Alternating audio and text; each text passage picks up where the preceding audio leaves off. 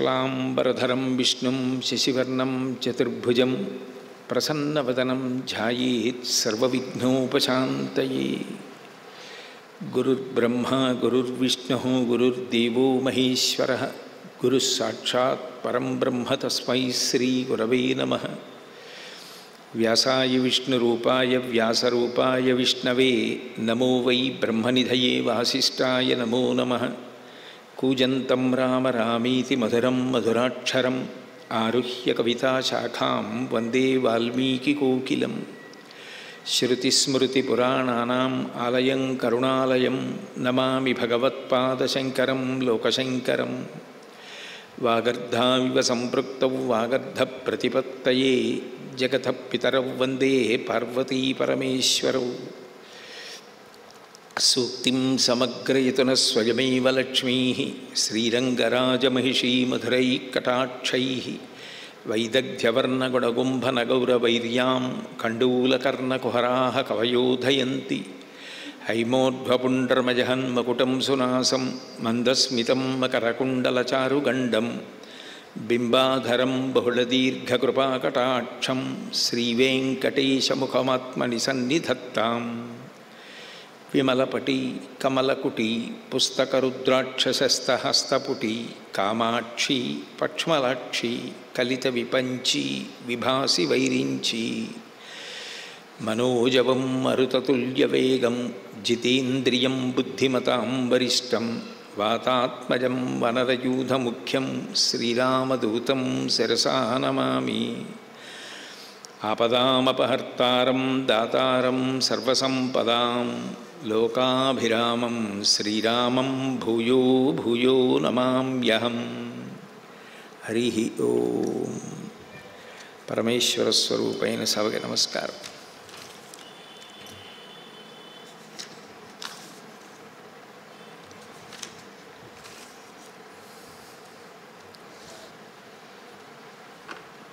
పగటి పూట జరిగినటువంటి ద్వంద్వ యుద్ధాలలో రామచంద్రమూర్తి పనుపున యుద్ధం చేస్తున్నటువంటి వానర సైన్యాన్ని పైచేయి అనేక మంది రాక్షస వీరుడు నిహతులై రాముడు విజయాన్ని పొంది ఎంతో సంతోషంగా ఉన్నటువంటి ఘట్టం దగ్గర నిన్నటి ప్రవచనాన్ని పూర్తి చేయడం జరిగింది.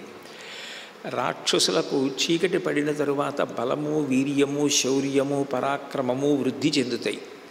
కపట యుద్ధానికి పెట్టింది పేరు రాక్షసులు. కపట యుద్ధానికి రాత్రి వేళ చాలా అనువైనటువంటి కాలం కాబట్టి రాక్షసులు రాత్రి యుద్ధానికి పూనుకున్నారు. అందున మాయాయుద్ధం చేయడంలో ఘటికుడు ఇంద్రజిత్. నిజానికి ఉత్తరాఖండలో అగస్త్య మహర్షి వచ్చినప్పుడు రాముడు మాట్లాడుతూ నేను రావణాసురుడి కన్నా ఇంద్రజిత్ విషయంలో చాలా ఆశ్చర్యపోయిన అసలు ఇంద్రజిత్తుకి అంత శక్తి ఎట్లా వచ్చింది అని అడిగాడు. అంటే అంత ఘోరమైన యుద్ధం చేస్తాడు. యుద్ధకాండలో ఎప్పుడు ఇంద్రజిత్తు వచ్చినా ఆ యుద్ధం అత్యంత ప్రమాదకరంగా ఉంటుంది. అంత దారుణమైనటువంటి యుద్ధం చేసినటువంటి ఇంద్రజిత్తు రాత్రివేళ యుద్ధానికి వచ్చాడు. వచ్చినప్పుడు అంగదుడు ఆ ఇంద్రజిత్తుతో యుద్ధం చేసి ఇంద్రజిత్తు రథం త్యక్త్వా హతాశ్వో హతసారథి అంగదేన మహామాయ తత్రైవ అంతరధీయత. ఆ అంగదుడు ఇంద్రజిత్తుతో యుద్ధం చేస్తున్నప్పుడు ఆ ఇంద్రజిత్తు యొక్క రథాన్ని రథాశ్వములను కూడా సంహరించాడు. అది చాలా అవమానకరంగా భావించినటువంటి ఇంద్రజిత్తు వెంటనే ఆ యుద్ధభూమి నుండి అదృశ్యుడైపోయాడు. అసలే కటిక చీకటి. ఆయన కాటుక రాశి ఎలా ఉంటుందో అంత నల్లగా ఉంటాడు. ఆ పైన మేఘమండలంలోకి వెళ్ళిపోయాడు. వెళ్ళిపోయిన కారణం చేత కనపడడు. తన మాయాశక్తి చేత కనపడకుండా చూసుకోగలడు. ఆయనకు అటువంటి విద్య ఉంది. కాబట్టి ఇప్పుడు అక్కడి నుంచి యుద్ధం ప్రారంభం చేయడానికి నిర్ణయించుకున్నాడు.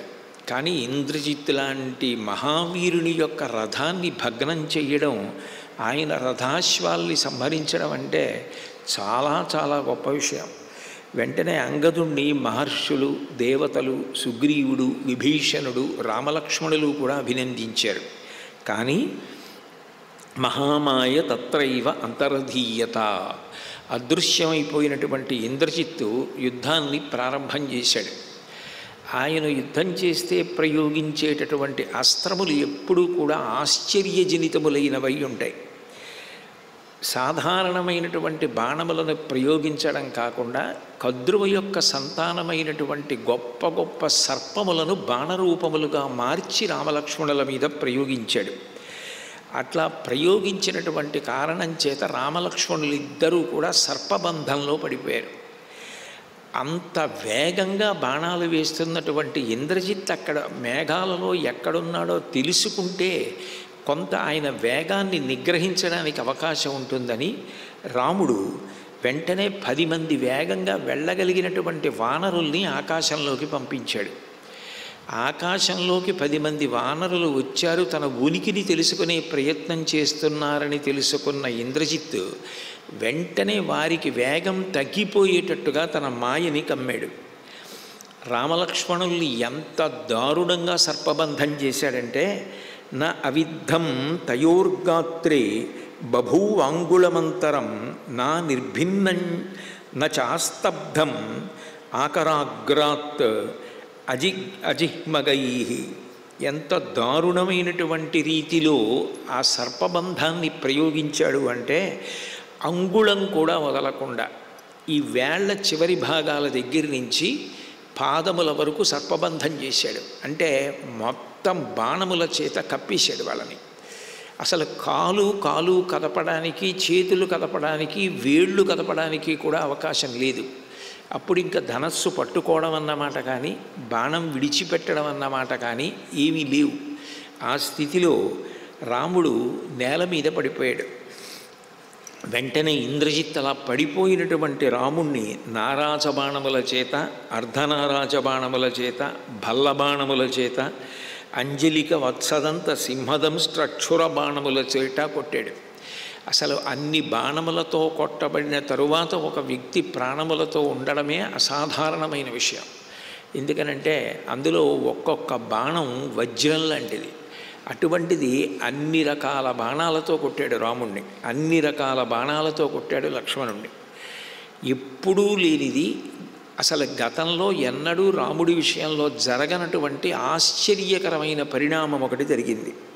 సవీరసైనే శిష్యే విద్యమా విద్యకార్ముకం భిన్న ముష్టి పరీణాహం త్రిణతం రుక్మభూషితం. బంగారు పిడి కలిగినటువంటి ఆ ధనస్సు రాముడి చేతి పిడికిలి విడిపోయి దూరంగా పడిపోయింది. ఆ వింటి నారి ధనస్సుకు ఉన్నది ఊడిపోయింది. ఊడిపోయి రాముడు అచేతనంగా భూమి మీద పడిపోయాడు. లక్ష్మణస్వామి కూడా అట్లాగే పడిపోయాడు.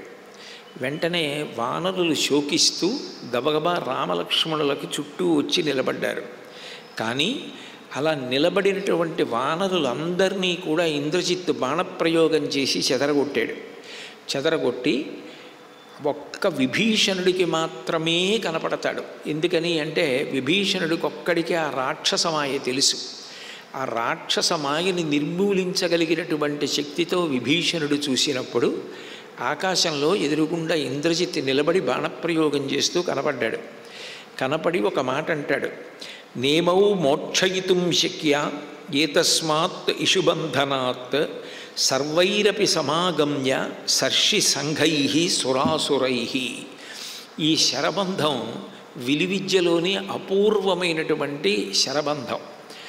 ఇది పాముల చేత కట్టినట్టు యథార్థమునకు. అవి బాణములుగా పైకి కనపడుతుంటాయి.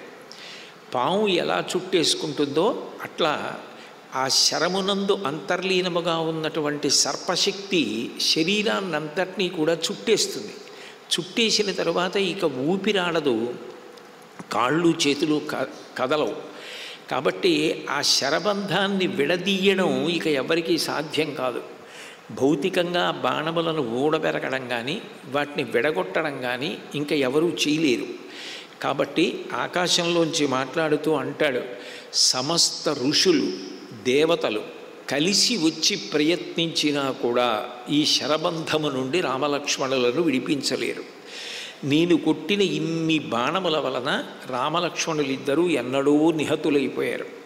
అందుకే వాళ్ళు ఎంత మాత్రమూ కూడా కదలిక లేకుండా అట్లా పడిపోయి ఉన్నారు. అని అక్కడ నిలబడి ఉన్నటువంటి నీలుణ్ణి, మైందుణ్ణి, ద్వివిధుణ్ణి, జాంబవంతుణ్ణి, గవాక్షుణ్ణి, శరభుణ్ణి, అంగదుణ్ణి కూడా బాణప్రయోగం చేసి కొట్టి గాయపరచాడు.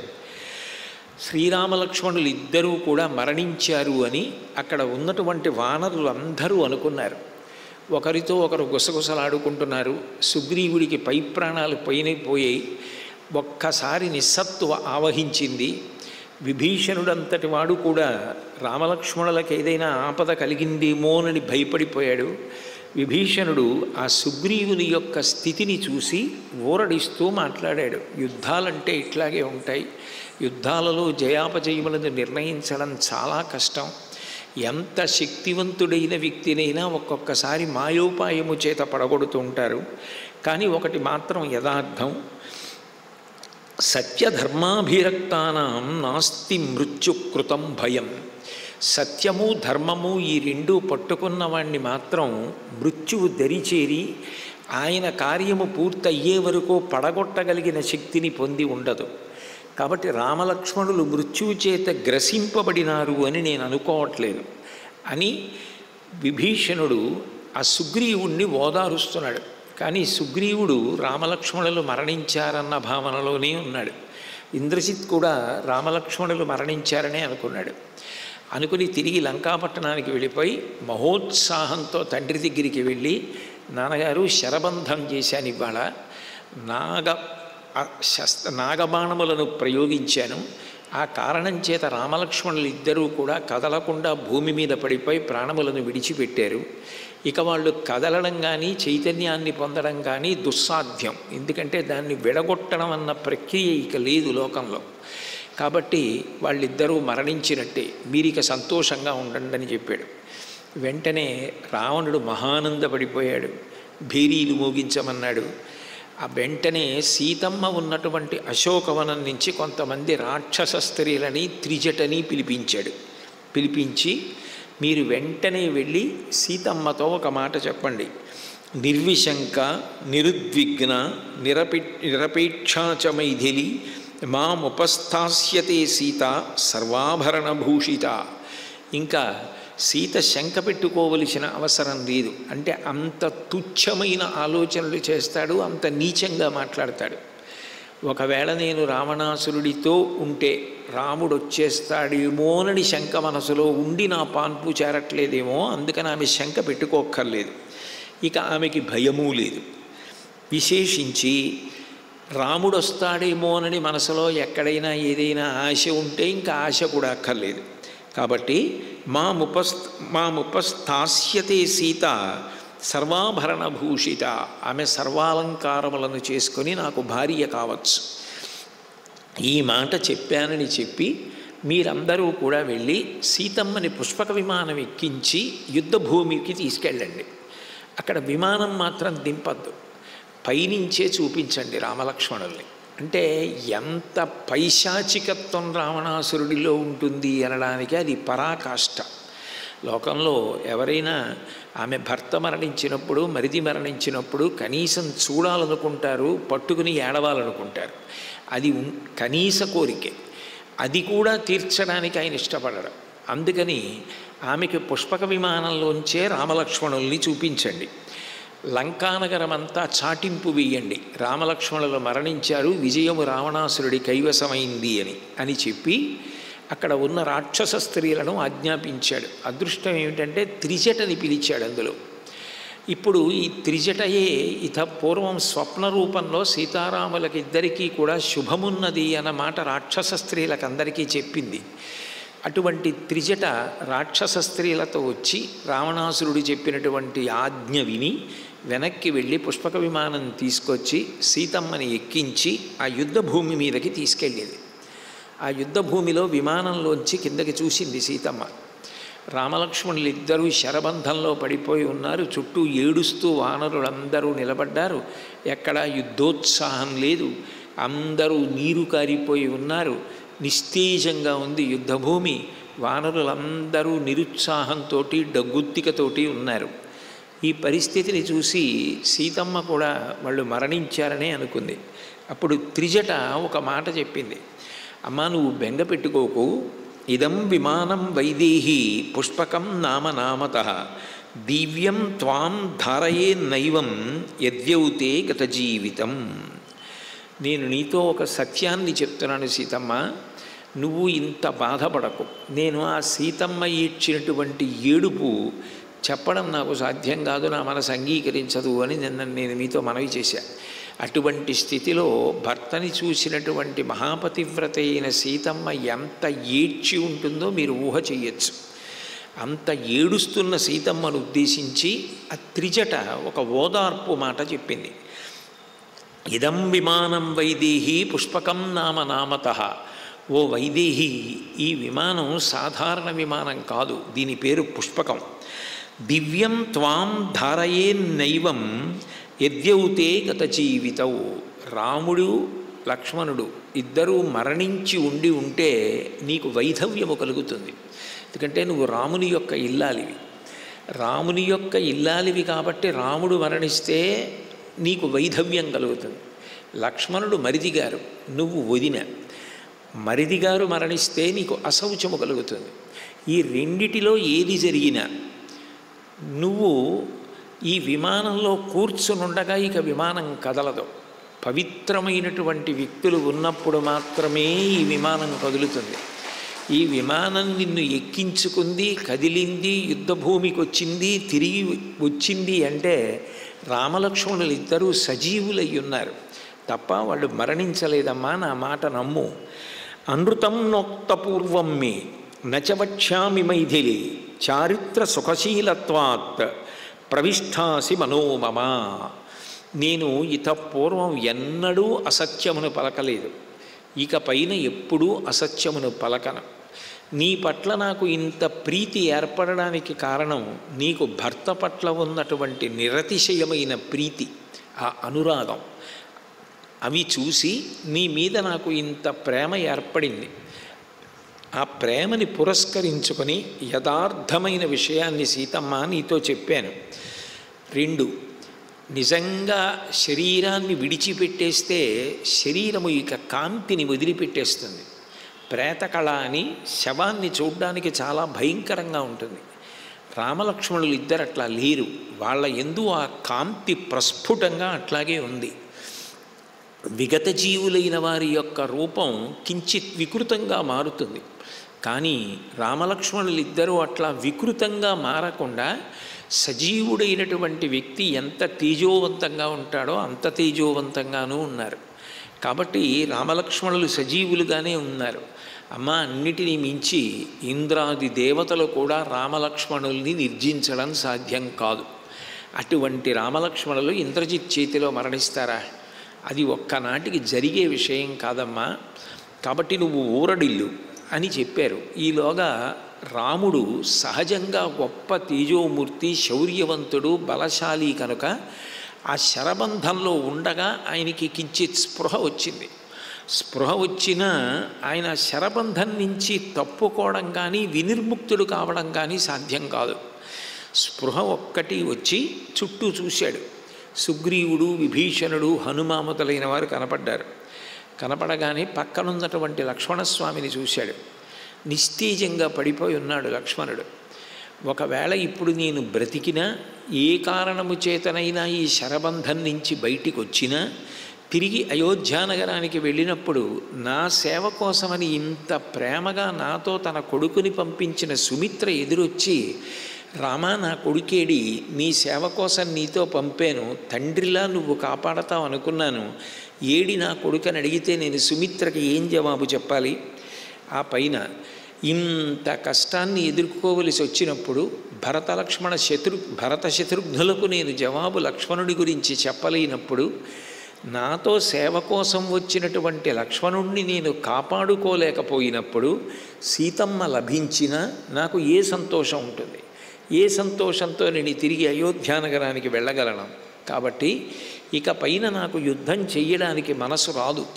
ఏ కారణం చేతనైనా నేను ఒకవేళ ఈ శరబంధంలోంచి బయటికి రాగలిగినా ఇక నేను యుద్ధం చెయ్యలేదు, లక్ష్మణుడు నిహతుడైపోయాడు అన్న మాట నాకు ఉత్సాహాన్ని ఇవ్వదు.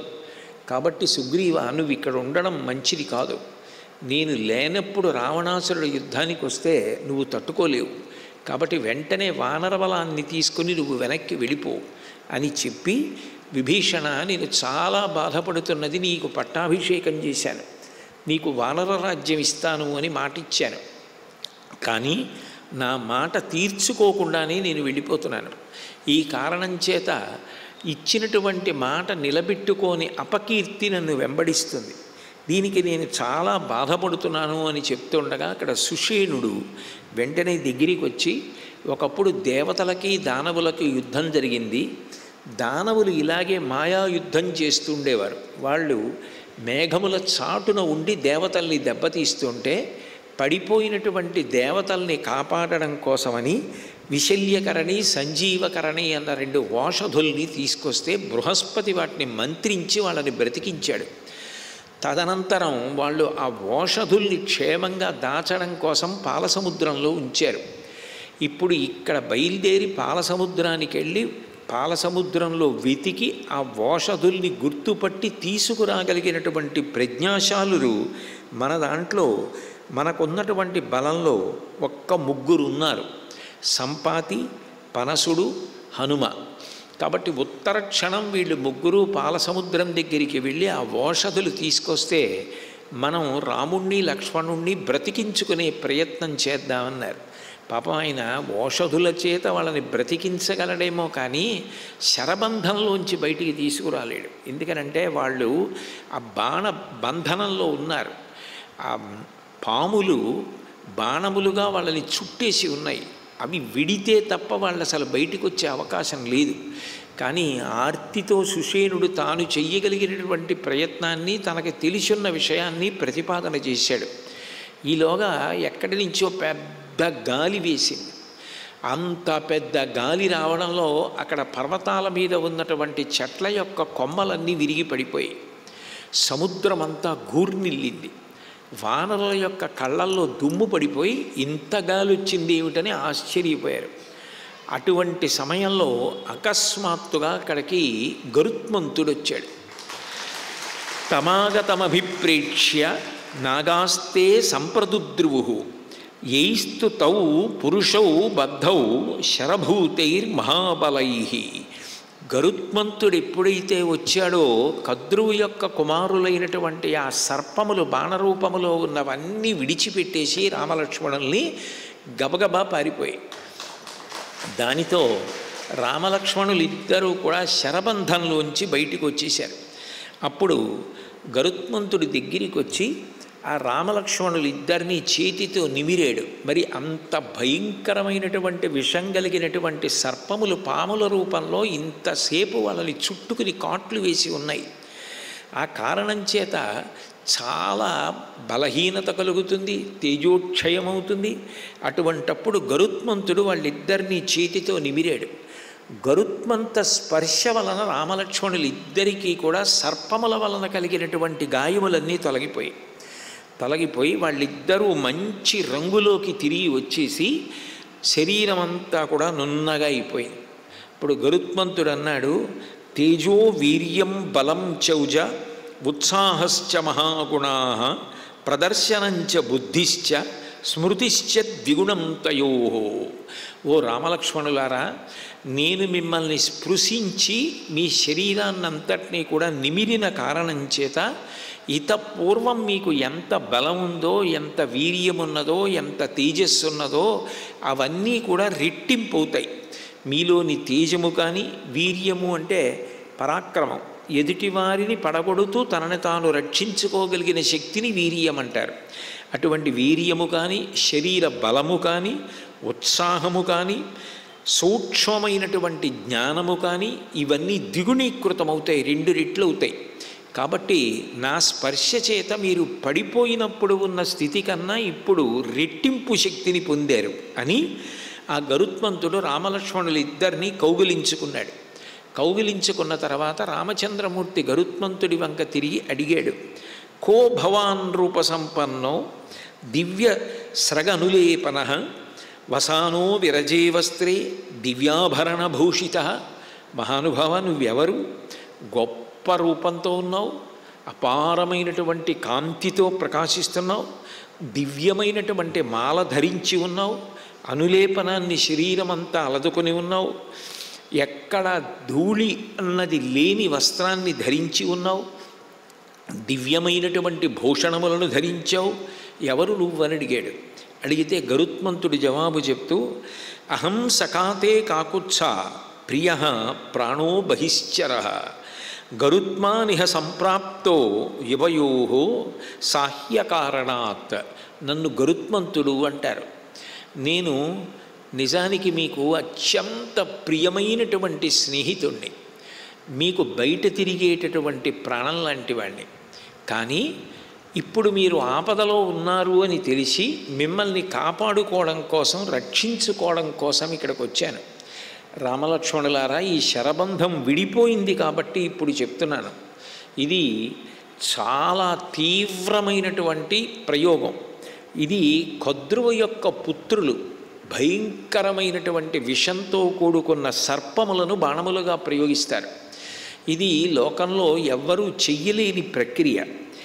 అసురులు కానీ, దేవతలు కానీ, దేవేంద్రుడు కానీ, మహర్షులందరూ కలిసి కానీ ఈ శరబంధాన్ని విడిపించడం సాధ్యం కాదు. కానీ అదృష్టవశాత్తు ఇవాళ నేను ఇక్కడికి వచ్చాను కాబట్టి ఈ శరబంధం విడిపోయింది.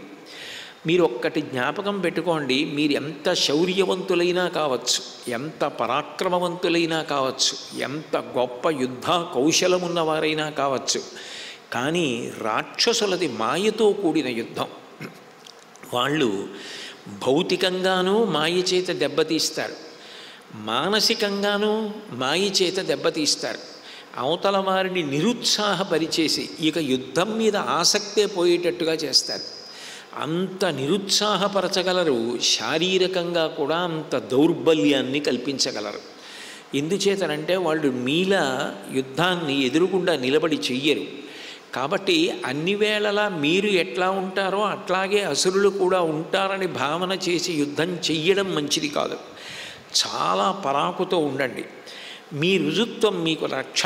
కానీ అదే సమయంలో రాక్షసుల యొక్క మాయాయుద్ధం గురించి కూడా మీరు మనసులో ఆలోచన చేస్తూ ఉండండి అని రాముడి వంక తిరిగి ఒక మాట అన్నాడు.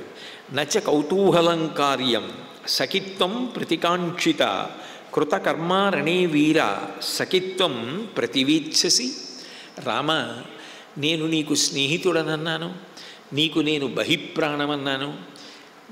ఈయన నాకు ఎప్పుడు స్నేహితుడు?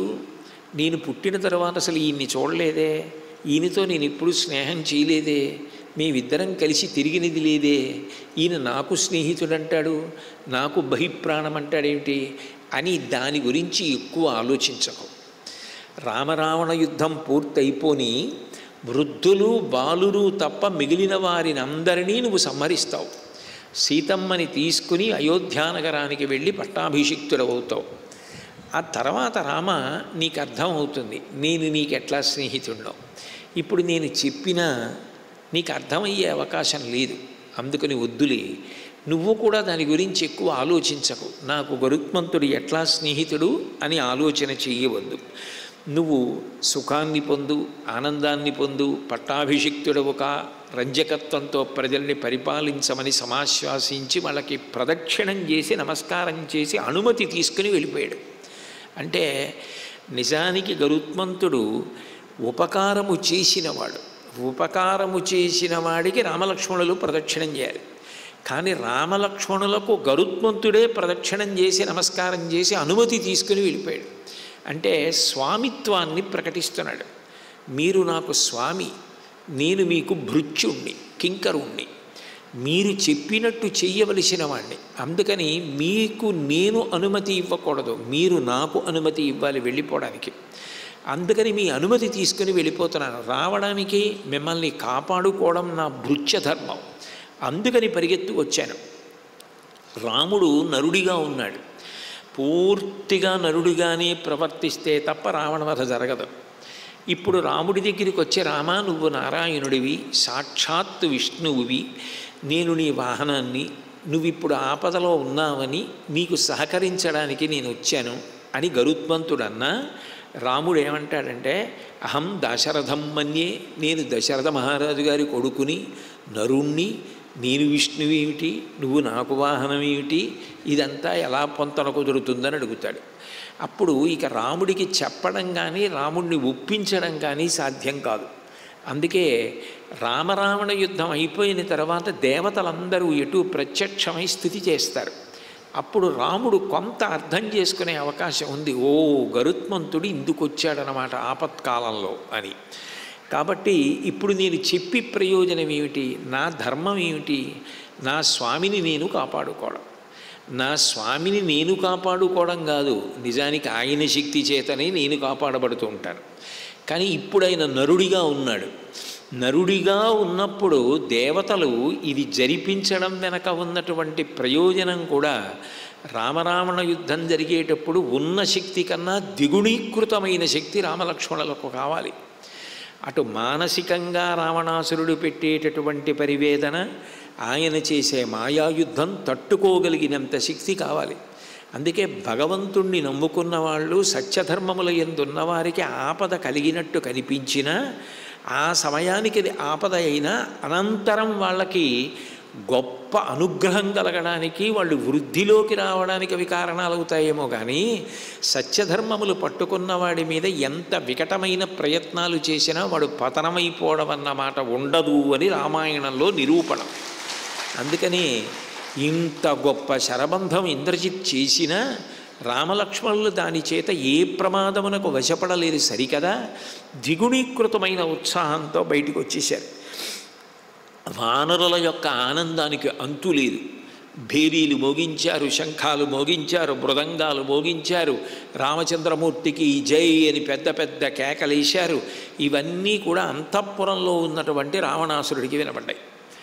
ఇప్పుడే కదా ఇంద్రజిత్ వచ్చి చెప్పి వెళ్ళాడు, నేను నాన్నగారు పావులను శరములుగా ప్రయోగించాను, వాళ్ళిద్దరూ పడిపోయారు, మరణించారని చెప్పాడు. చాటింపు వేశాను. ఇత పూర్వం అంతా కూడా నిశ్శబ్దంగా వానరులందరూ శోకతప్తులై ఉన్నారు.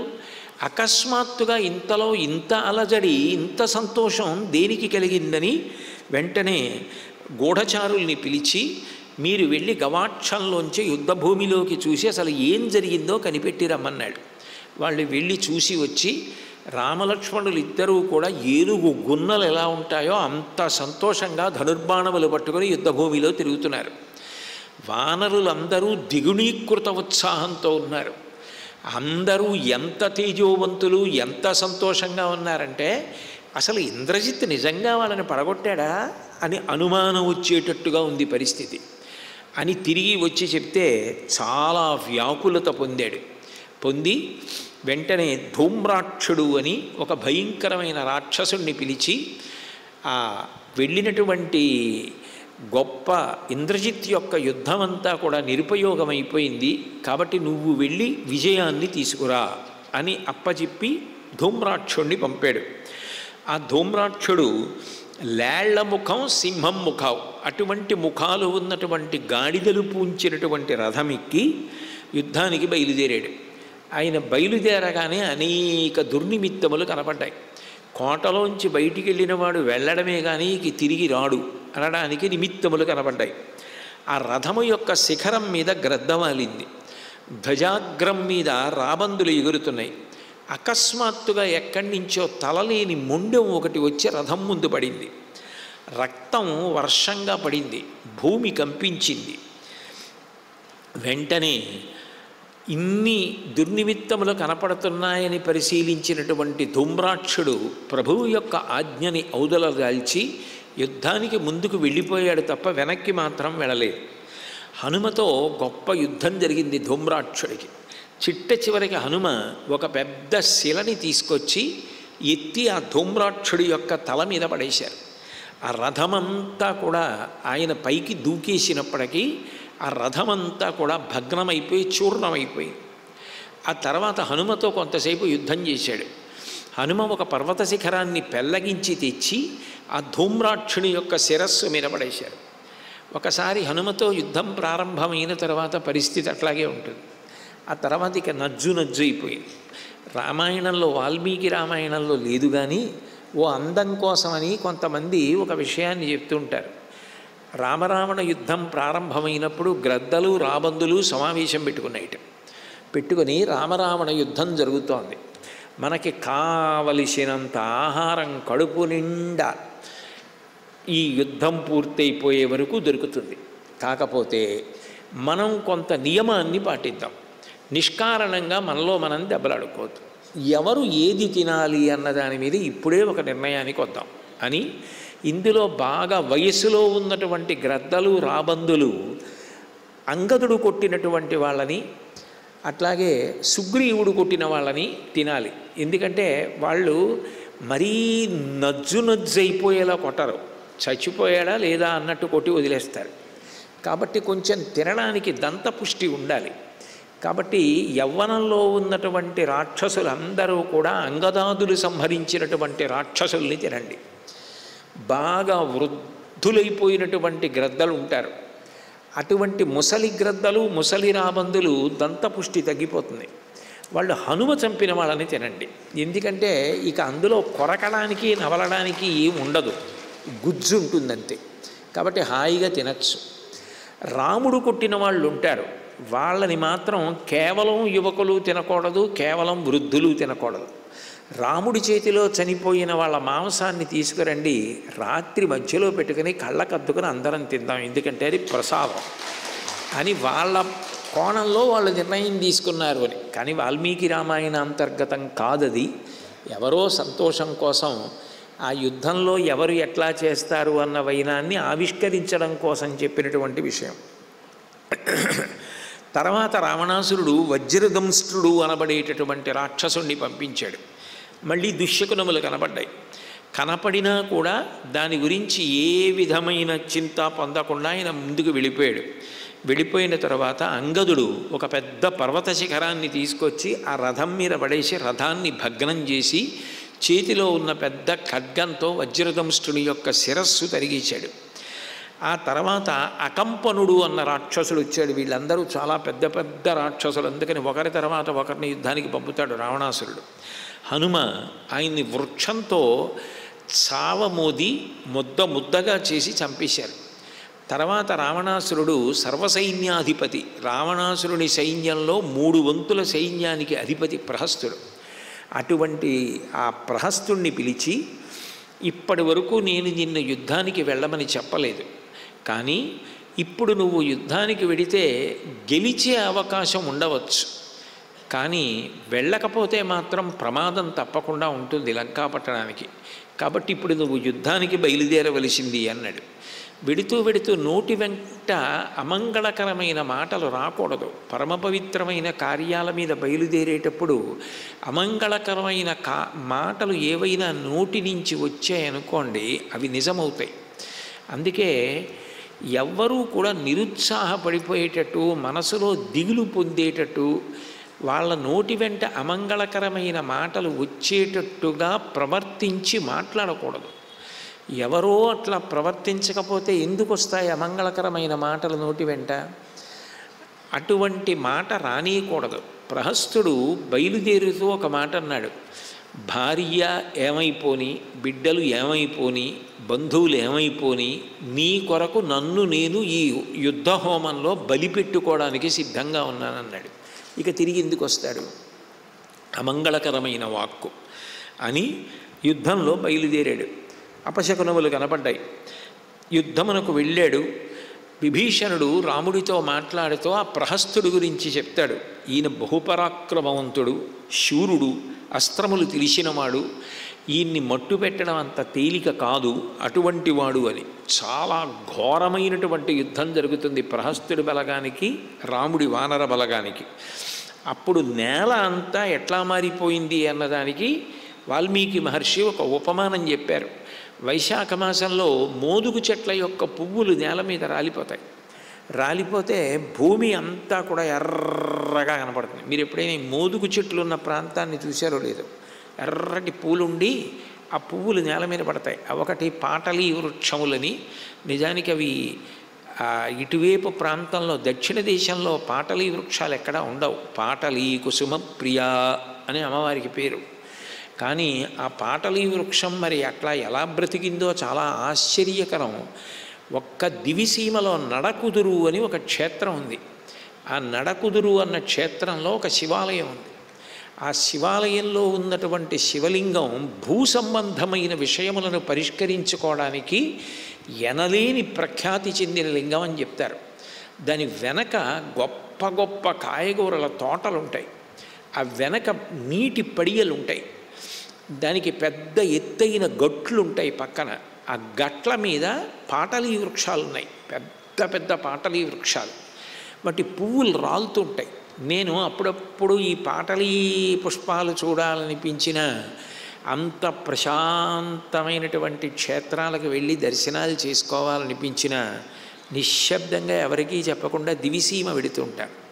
దివిసీమ వెడితే ఈ నడకుదురు, ఘంటసాల, అట్లాగే కాసుల పురుషోత్తమ కవి విశ్వనాథ సత్యనారాయణ గారిని ఒకప్పుడు ఎవరో అడిగారు, పోతన గారు భాగవతాన్ని ఆంధ్రీకరించి ఉండకపోతే ఎవరు ఆంధ్రీకరించేవారు అని. కాసుల పురుషోత్తమ కవి అన్నారు ఆయన. అక్కడ ఏంటి ఆంధ్రదేవ అన్న పేరుతో శ్రీ మహావిష్ణువు యొక్క గొప్ప దేవాలయం ఉంటుంది. అలాగే సుబ్రహ్మణ్యేశ్వర స్వామి వారికి సంబంధించినటువంటి దేవాలయం. ఆ సంగీత విద్వాంసులు, ఆ మహానుపురుషులు ఎంతమందో, ఒకళ్ళు ఇద్దరు కాదు, వైలిన్ వాయించడంలో ప్రఖ్యాతమైనటువంటి విద్వాంసులు, 100 సంవత్సరముల వయస్సు. ఇవాళ పొద్దున్నే నాతో వారు ఫోన్లో మాట్లాడారు. కోటేశ్వరరావు 23వ తారీఖుకి నాకు 100వ సంవత్సరం వయసు వస్తోంది, శిష్యులందరూ నన్ను తిరుమల తీసుకెడుతున్నారు, నాదనీరాజనంలో ఆ రోజున వైలిన్ వాయిస్తాను అని. ఆయన ఇప్పటికీ వాళ్ళ గురువుగారు పారుపల్లి రామకృష్ణయ్య పంతులు గారి పేరు చెప్తే కళ్ళమ్మట నీళ్లు పెట్టుకోకుండా ఆయన మాట్లాడలేరు. 100 ఏళ్ళు ఆయనకి కంఠం గాద్గదిగమైపోతుంది. పారుపల్లి రామకృష్ణయ్య గారి పంతులు గారి శిష్యుడే బాలమురళీకృష్ణ గారు. బాలమురళీకృష్ణ గారికి సంగీతం పక్కవాద్యం వాయించడం ఎంత కష్టమో వినాలంటే అన్నవరపు రామస్వామి గారి దగ్గర వినాలి. ఆయన మాట్లాడుతుంటే, ఆయన చెప్తుంటే ఆశ్చర్యం వేస్తుంది. అటువంటి వ్యక్తి పుట్టడండి. ఏ కీర్తనకి ఎప్పుడు ఏ రాగం పాడతాడో, ఎటువంటి సంగతి వేస్తాడో ఎవరికీ తెలియదు. పక్కన ఎంతో నిష్ణాతుడైన పక్కవాయిద్యం వాడైతే తప్ప ఆయనని అనువర్తించడం, పట్టుకోవడం సాధ్యం కాదని అంత ప్రీతి. అన్నయ్య అన్నయ్య అని పిలిచేవారు రామస్వామి గారిని. బాలమురళీకృష్ణ గారు తమ్ముడు తమ్ముడు అని బాలమురళీకృష్ణ గారిని పిలిచేవారు. ఎందుకో అట్లా ఎందుకు జరుగుతాయో తెలీదు. ఆఖరిసారి చెన్నైలో బాలమురళీకృష్ణ గారిని చూడడానికి అన్నవరపు రామస్వామి గారు వెళ్ళినప్పుడు బాలమురళీకృష్ణ గారు ఒక మాట అన్నారట, పెద్దవాడిని అయిపోతున్నాను, నేను ముందు వెళ్ళిపోతాను, నువ్వు రావాలి ఉస్మా అంటే, నువ్వు కాదు అన్నయ్య, నీ చేతుల్లో నేను వెళ్ళిపోతానన్నారట బాలమురళీకృష్ణ గారు. అది అన్న కొద్ది రోజులకే వెళ్ళిపోయారు ఆయన. ఆయనంటే ఎనలేని ప్రీతి. పారుపల్లి రామకృష్ణయ్య పంతులు గారు వాళ్ళ గురువు గారు. ఆయన ఏ సామాన్యమైనటువంటి గురువు కాదు సంగీతంలో. ఆయన ఎంత మందికి కూర్చోబెట్టి సంగీతం నేర్పారో. ఆయన భార్య శిష్యులకి తలస్నానం చేయించేది మహాతల్లి. అంతమందికి అన్నం పెట్టి సంగీతం నేర్పిన మహానుభావుడు. ఆయన సంగీత ఉత్సవం చేసి మేడ మీద కడితే మనవడు తాతగారు తాతగారు రోజు తెల్ల పంది వచ్చి ఈ సమయంలో అరుస్తోందండి అన్నాడు. ఆయన అకస్మాత్తుగా కుర్చీలో కూర్చొని వచ్చింది తెల్లపంది అని ఆ మడిబట్టతోటే కిందకు వచ్చి నిలబడ్డారు. ఆ పంది ఆయన ఎదురుగుండా వచ్చి నిలబడింది. ఆయన నమస్కారం చేశారు. ఆయనలో తేజస్సు ఆ పందిలోకి వెళ్ళిపోయింది. ఆయన పడిపోయారు. అది అంతర్ధానం అయిపోయింది. అంటే సాక్షాత్ విష్ణువే ఆయన ఎదురుగుండా వచ్చి తేజస్సుని కలుపుకున్నాడు. పారుపల్లి రామకృష్ణయ్య పంతులు గారు, సుసర్ల దక్షిణామూర్తి గారు, వాళ్ళ వైభవం అసలు నిజంగా సంగీత సాహిత్యాలు పరిఢవిల్లవం. వేటూరి సుందరరామూర్తి గారికి ఉన్నటువంటి ప్రీతి, ఇవన్నీ చూడాలి అంటే ఆ పెదకళ్ళేపల్లి, ఆ దివిసీమ క్షేత్రాలు ఎంత ప్రశాంతంగా ఉంటాయో, హాయిగా ఉంటాయి. గుడి లోపలికి వెళ్ళి దర్శనం చేసుకుంటుంటే ఎవరో గుర్తుపట్టాలంతే తప్ప ఏ హడావిడి ఉండదు. హాయిగా ఏ పెద్ద చెట్టు కిందో కూర్చొని కాసేపు మనకి నచ్చిన స్తోత్రం చేసుకొని అక్కడ పుట్టిన మహాపురుషులందరినీ తలుచుకొని వాళ్ళందరి గురించి ఆలోచించి సంతోషపడిపోయి తిరిగి వస్తుండొచ్చు. నాకు అత్యంత ప్రీతిపాత్రమైనటువంటి క్షేత్రములు ఆ దివిసీమ. అందుకని నేను ఈ పాటలీ వృక్షం కోసం ఇటువంటి మహానుభావులు తిరుగాడినటువంటి ప్రాంతం అని చాలా నిశ్శబ్దంగా ఎవరికీ తెలియకుండా దివిసీమ వెళ్తుంటాను. వెళ్ళి ఆ దివిసీమ క్షేత్రాలు చూసేసి ఏ విజయవాడ వచ్చి కృష్ణానదిలో స్నానం చేసి తిరిగి వచ్చేస్తుంటారు. సరే, ఇంతకీ అది నా కోసం చెప్తున్నది కాదు, ఆ క్షేత్రముల యొక్క వైభవం అంత గొప్పది అని చెప్పడం కోసం చెప్పాను. ఇవన్నీ నేను ఎందుకు చెప్పవలసి వచ్చింది అంటే, వాల్మీకి మహర్షి ఉపమానం అంటే అంత గొప్పగా ఉంటుంది. వైశాఖ మాసంలో ఈ మోదుక చెట్లన్నీ కూడా పువ్వులు రాల్చేస్తాయి. రాల్చేస్తే అన్ని పువ్వులు నేల మీద పడిపోతే భూమి అంతా ఎర్రగా కనపడుతుంది, సూర్యకిరణాలు పడి. అందులో వైశాఖ మాసం అంటే ఎండ ఎక్కువగా ఉంటుంది. అది ఎండ ఎక్కువగా ఉంటుంది. వసంత ఋతువు చాలా గొప్పదని వర్ణిస్తారు, కానీ ఇప్పుడేమో చైత్ర వైశాఖ మాసములు అసలు నిలబడలేకపోతున్నాం, అంత ఎండ. అప్పుడే అన్నీ వస్తాయి. శ్రీరామనవమి ప్రారంభించి నృసింహ జయంతి, ఆదిశంకర భగవత్పాదుల జయంతి అన్నీ అప్పుడే వస్తాయి. ఎండ హోరెత్తిపోతుంటుంది. అంత గొప్ప గొప్ప తిథులు వస్తాయి. వైశాఖ మాసంలో మోదుగు పువ్వులన్నీ నేల మీద రాలిపోతే భూమి ఎట్లా ఉంటుందో, ఆ ప్రహస్తుడు వచ్చి వానర సైన్యంతో యుద్ధం చేసిన తర్వాత యుద్ధభూమి అంతా నెత్తుటితో అలా అయిపోయిందిట. అంత ఘోరమైనటువంటి యుద్ధం జరిగింది. అటువైపు సర్వసైన్యాధిపతి ప్రహస్తుడు, వానరుల వైపు సర్వసైన్యాధిపతి నీలుడు. కాబట్టి ఇద్దరి మధ్య ఘోర యుద్ధం జరిగింది. జరిగిన తర్వాత ప్రహస్తుడు బాణ పరంపర కురిపిస్తుంటే నీలుడు చమత్కారమైన యుద్ధం చేశాడు. పెద్ద వర్షం పడిపోతుంది అనుకోండి, అంత పెద్ద వర్షాన్ని కళ్ళు మూసుకుని భరించినట్టు అంత బాణ పరంపరని కళ్ళు మూసుకుని సహించాట నీలుడు. ఎంత దారుఢ్యం ఉన్నవాడో, ఎంత శక్తివంతుడో అర్థమవుతుంది. కాబట్టి ఆ నీలుడు ఒక సాలవృక్షాన్ని తీసుకొని ప్రహస్తుని యొక్క గుర్రాలని ధనస్సుని విరిచేశాడు. ఒక పెద్ద శిల తీసి ప్రహస్తుడి తల మీద పడేశాడు. ఆ తల నజ్జు నజ్జు అయిపోయి ప్రహస్తుడు మరణించాడు. తిరిగి ఖాళీగా మిగిలినటువంటి రాక్షసులందరూ భయపడుతూ వెళ్ళిపోయారు. ఆ రావణాసురుడు ఇది విని ఖిన్నుడయ్యాడు. ఖిన్నుడై ఇప్పుడు ఇక నేనే యుద్ధానికి బయలుదేరుతానని ఆవేశంతో అనేక గుర్రములు పూంచినటువంటి రథమెక్కి శంఖాలు భేరీలు మోగుతుండగా అతికాయుడు, మహోదరుడు, త్రిశరస్కుడు, కుంభుడు, నికుంభుడు మొదలైనటువంటి గొప్ప గొప్ప రాక్షసులు పరివేష్టించి ఉండగా యుద్ధభూమికి బయలుదేరి వెళ్ళాడు. రామచంద్రమూర్తి ఆ వచ్చినటువంటి రావణాసురుణ్ణి చూశారు. చూసి ఒక మాట అన్నారు, అహోదీప్త మహాతేజ రావణో రాక్షసీశ్వర. ఏమి తేజస్సురా ఈ రావణాసురుడిది! ఇంతటి తేజోమూర్తిని పూర్వం నేను చూచి ఉండలేదు. అంటే ఎంత గొప్ప తపస్సు చేసినవాడో, రోమకూపములలోంచి ఎంత తేజస్సు బయటికి వస్తూ ఉంటుందో. సహృదయత అంటే అంత తేజస్సు ఉన్నప్పుడు అంత తేజస్సుని ఏ విధమైన శంక లేకుండా పొగిడారు రాముడు. తప్పు చేసినప్పుడు ఇది తప్పు అని చెప్తారు. అందుకే రామ హృదయం, వాల్మీకి హృదయం, రామాయణ హృదయం అలవాటైందనుకోండి, తప్పుని తప్పని చెప్పడం అంతవరకే. అంతేగాని వ్యక్తిని ద్వేషించడం, ప్రేమని కోల్పోవడం ఇట్లాంటివి ఉండవు. అత్యంత ప్రేమతోనే ఉంటారు. కానీ ఎక్కడ తప్పు అక్కడ మాత్రం ఇది తప్పు, ఇది వద్దని చెప్తారంతే. అంతేగాని ఏదో తప్పు చేశాడని ఇంకా అసలు ప్రేమంతా వదిలిపెట్టేయడం, అది ఎంత పరమ పవిత్రమైనటువంటి ప్రేమ, ఎప్పటిది అనుబంధం, ఇవేమీ స్మరించకుండా ప్రవర్తించడం ఉండదు.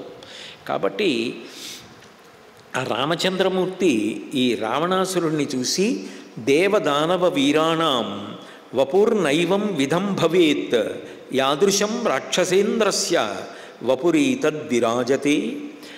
దేవతలు, దానవులు ఇంతమందిలో ఎవరి శరీరంలోనూ ఇంత తేజస్సు లేదు.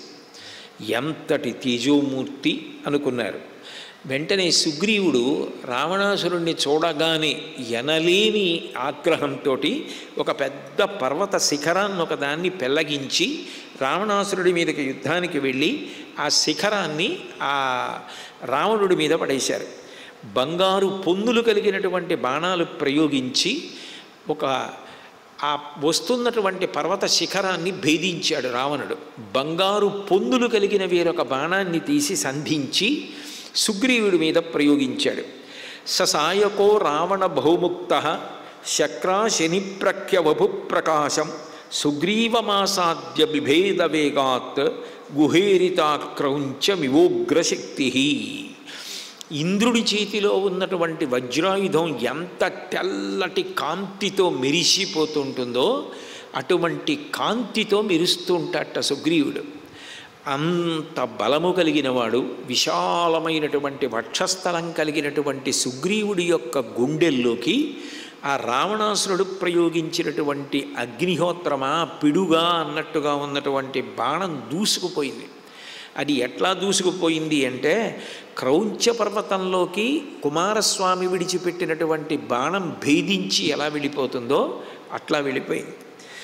ఆ దెబ్బకి అంత సుగ్రీవుడు కూడా పెద్ద గర్జన చేసి వెంటనే స్పృహ తప్పి నేల మీద పడిపోయాడు. వానరులు వెంటనే శ్రీరాముడి దగ్గరికి ప్రాణభయంతో పరిగెత్తుకుంటూ వెళ్ళిపోయారు. లక్ష్మణుడు రాముడి దగ్గరికి వెళ్ళి, అన్నయ్య అనుజ్ఞ ఇయ్యి, ఈ నీచుడితో నువ్వు యుద్ధం చెయ్యక్కర్లేదు, నేను యుద్ధం చేస్తాను అని అడిగారు. స్వస్థతతో జాగ్రత్తగా యుద్ధం చేయమని లక్ష్మణస్వామికి అనుమతి ఇచ్చారు. స్పృహ తప్పి పడిపోయాడు కాబట్టి కొంతసేపటికి సంజ్ఞ పొంది మళ్ళీ లేస్తాడు సుగ్రీవుడు. ఈలోగా లక్ష్మణుడు యుద్ధానికి వెళ్ళేలోపు హనుమ ఆ రావణాసురుడి యొక్క రథం దగ్గరికి వెళ్ళారు. లేకపోతే కొన్ని ప్రమాదాలు ఉంటాయి యుద్ధాల్లో. ప్రత్యేకించి రాజులు పడిపోతే ఏం చేస్తారంటే వాళ్ళని తీసుకెళ్ళిపోయే ప్రయత్నం చేస్తారు. బందీకృతుల్ని చేశారనుకోండి, యువతల పక్షం నైతికంగా చాలా బలహీనపడిపోతుంది. అందుకని లక్ష్మణుడు లాంటి వాళ్ళు, రాముడు, సుగ్రీవుడు ఇటువంటి వాళ్ళు దొరికితే వాళ్ళని ఎత్తుకుపోయే ప్రయత్నం చేస్తారు స్పృహ తప్పి పడిపోయినప్పుడు. అందుకని స్పృహ తప్పి పడిపోయిన సుగ్రీవుడికి ఏదైనా ప్రమాదం కలుగుతుందేమోనన్న ధ్యాసతో హనుమ వెంటనే రావణాసురుడి రథం ముందు నిలబడ్డారు. నిలబడి యుద్ధానికి సంజ్ఞ చేసి పిలిస్తే రావణుడు అన్నాడు, నువ్వు వానరానివి, నా దెబ్బ నా శక్తి తెలియక యుద్ధానికి కవ్విస్తున్నావు అన్నారు. అంటే హనుమ ఎంత గొప్పగా జవాబు చెప్పారంటే, నా శక్తి నీకు పూర్వమే తెలుసు, నీ కొడుకు అక్షకుమారుడు నా చేతిలో మరణించిన వైనాన్ని మరిచిపోయావా అని అడిగారు. అడిగి ఆ తర్వాత రావణాసురుడు హనుమని ఒక్క దెబ్బ కొట్టేటప్పటికే అరిచేతితో అనేక మాటలు తూలిపోయి పక్కకు వెళ్ళిపోయారు. ఆ తర్వాత హనుమ స్వస్థతని పొంది వచ్చి తన అరిచేతితో రావణాసురుణ్ణి ఒక్క దెబ్బ కొట్టేటప్పటికీ రథంలో ఎలా ఉన్నవాడు అలాగే నీరసించి కూలిపోయాడు రావణుడు. అంటే ఒకరికన్నా ఒకరు బలశాలురు. ఆ తర్వాత ఈ రావణాసురుడి యొక్క దృష్టి నీలుడి మీద పడింది. ఎందుకనంటే నీలుడు సర్వసైన్యాధిపతి. నీలుడి మీద అంత ఆగ్రహం ఎందుకు అంటే, అంతకుముందు వచ్చినటువంటి తన సైన్యాధిపతి ప్రహస్తుణ్ణి నీలుడే సంహరించాడు. ఆ కోపంతో నీలుడి మీదకి యుద్ధానికి వెళ్ళి అనేక బాణములు నీలుడి మీద ప్రయోగించాడు. నీలుడు చాలా సూక్ష్మమైనటువంటి శరీరాన్ని పొంది ఆయన రావణాసురుడి యొక్క ధనస్సు చివర వాలుతూ ఉండడం, రావణాసురుడి కిరీటం మీద కూర్చుంటూ ఉండడం, రావణాసురుడి పతాకం మీద కూర్చోవడం, రథం మీద కూర్చోవడం, ఇటువంటివి చేస్తున్నారు. దాంతో నీలుడి పట్ల రావణుడికి చాలా ఆగ్రహం వచ్చింది. అంతకుముందు గొప్ప యుద్ధం చేశాడు నీలుడు, పరంపరను తట్టుకోవడం కష్టం అవుతోంది కాబట్టి సూక్ష్మ శరీరంతో రావణాసురుడిని ముప్పు తిప్పలు పెడుతున్నాడు. రావణుడికి ఆగ్రహం వచ్చి నువ్వు చిన్న రూపాన్ని పొంది నాకు గురికి దొరకకుండా తిరుగుతున్నావు, ఆగ్నేయాస్త్రం ప్రయోగించి ఇప్పుడే నిన్ను కాల్చేస్తానని ఆగ్నేయాస్త్రాన్ని ప్రయోగించాడు. ప్రయోగించగానే ఆగ్నేయాస్త్రం అంటేనే అగ్ని సంబంధం, అది కాల్చేసి కింద పడేస్తుంది. అగ్నిహోత్రపు జ్వాలలు చుట్టుకున్నాయి, నీలుడు కింద పడిపోయాడు. కానీ వేరొకరైతే ఆగ్నేయాస్త్రాన్ని తట్టుకుని బ్రతకడం అన్న మాటే ఉండదు. ఆగ్నేయాస్త్రం యొక్క వేడిని నీలుడు తట్టుకుని బయటపడ్డాడు. అంటే ఎక్కడో భగవద్ అనుగ్రహం, ధర్మము సత్యము ఎక్కడుంటాయో అక్కడ ఉంటుంది. సర్వసైన్యాధిపతే మరణిస్తే కొత్త సైన్యాధిపతిని తీసుకొచ్చి యుద్ధం ప్రారంభం చేయాలి. మళ్ళీ ఆయనకి సర్వసైన్యాధిపతిగా కూర్చోబెట్టి అభిషేకించి యుద్ధం మొదలుపెట్టాలి. అంటే అంతకన్నా అమంగళం ఎక్కడుంటుంది? అటు ప్రహస్తుడు పోయాడు, ఇటు నీలుడికి ఏదైనా ఆపద జరిగితే ఎక్కడో దైవానుగ్రహం ఉంటుంది. లేకపోతే చూడండి, రామలక్ష్మణులు శరబంధంలో ఉండగా గరుత్మంతుడు రావడం ఏమిటి? అకస్మాత్తుగా వాళ్ళు రెండింతలు తేజస్సుని పొందడం ఏమిటి? సుగ్రీవుడు చెప్పాడు, విభీషణుడు చెప్పాడు కదా, సత్యధర్మములు ఎక్కడుంటాయో అక్కడ ఆపద సంభవించదు అని. కాబట్టి ఇప్పుడు కూడా అంతే, వేరొక అస్త్రం ప్రయోగిస్తే ఎట్లా ఉండేదో నీలుడి మీద ఆగ్నేయాస్త్రం ప్రయోగించాడు. నీలుడు అగ్ని వలన అగ్ని తేజస్సుతో వచ్చినటువంటి వాడు.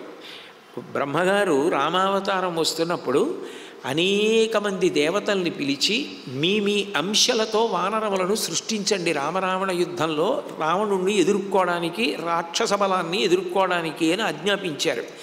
మీరు బాలకాండ విన్నవారే, మీకు అందరికీ జ్ఞాపకం ఉండే ఉంటుంది. అప్పుడు అగ్నిహోత్రుడు తన తేజస్సుతో తన అంశలో సృష్టించినటువంటి వానర వీరుడు నీలుడు. అగ్ని తేజస్సుతో వచ్చాడు కాబట్టి అగ్నిహోత్రం నీలుణ్ణి తీవ్రంగా చెనకదు కాబట్టి ఆగ్నేయస్త్రం ధాటికి నీలుడు తట్టుకోగలిగాడు. తట్టుకుని బయటపడ్డాడు. కాబట్టి మరణించవలసినంత బాధ నీలుడికి కలగలేదు. ఆ తర్వాత రావణాసురునితో లక్ష్మణస్వామికి యుద్ధం ప్రారంభమైంది. ఆ యుద్ధం ప్రారంభమైనప్పుడు ఇద్దరు బాణాలు ప్రయోగించుకుంటున్నారు. ఒకరు ప్రయోగించిన బాణాలని వేరొకరు ప్రయోగించిన బాణాలతో విఫలమైపోయేటట్టు చేస్తున్నారు. ఇన్ని చేస్తుండగా రావణుడు అకస్మాత్తుగా బ్రహ్మగారు తనకి అనుగ్రహించి ఇచ్చినటువంటి శక్తి అన్న బాణాన్ని తీసి లక్ష్మణస్వామి యొక్క వక్షస్థలంలోకి గురిపెట్టి విడిచిపెట్టాడు. అలా గురిపెట్టి విడిచిపెట్టగానే అది సాక్షాత్ బ్రహ్మగారిచ్చినటువంటి గొప్ప అస్త్రం.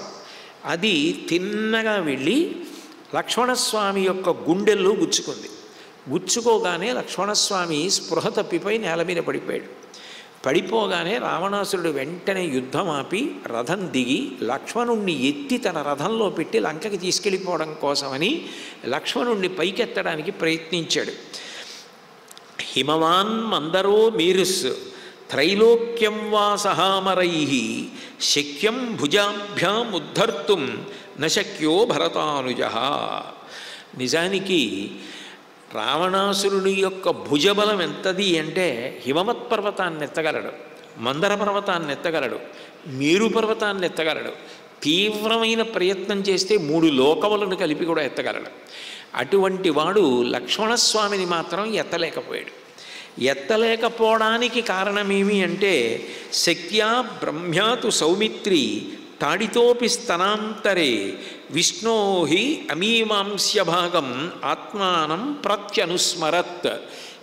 ఎట్లా వస్తుంది స్మరణ అంటే అది దైవానుగ్రహం అంటే. అందుకే మీరు ఏ పూజ చెయ్యండి, చిట్ట చివర లఘుగాయత్రి అని ఒకటి ఉంటుంది, అది అత్యంత ప్రధానం.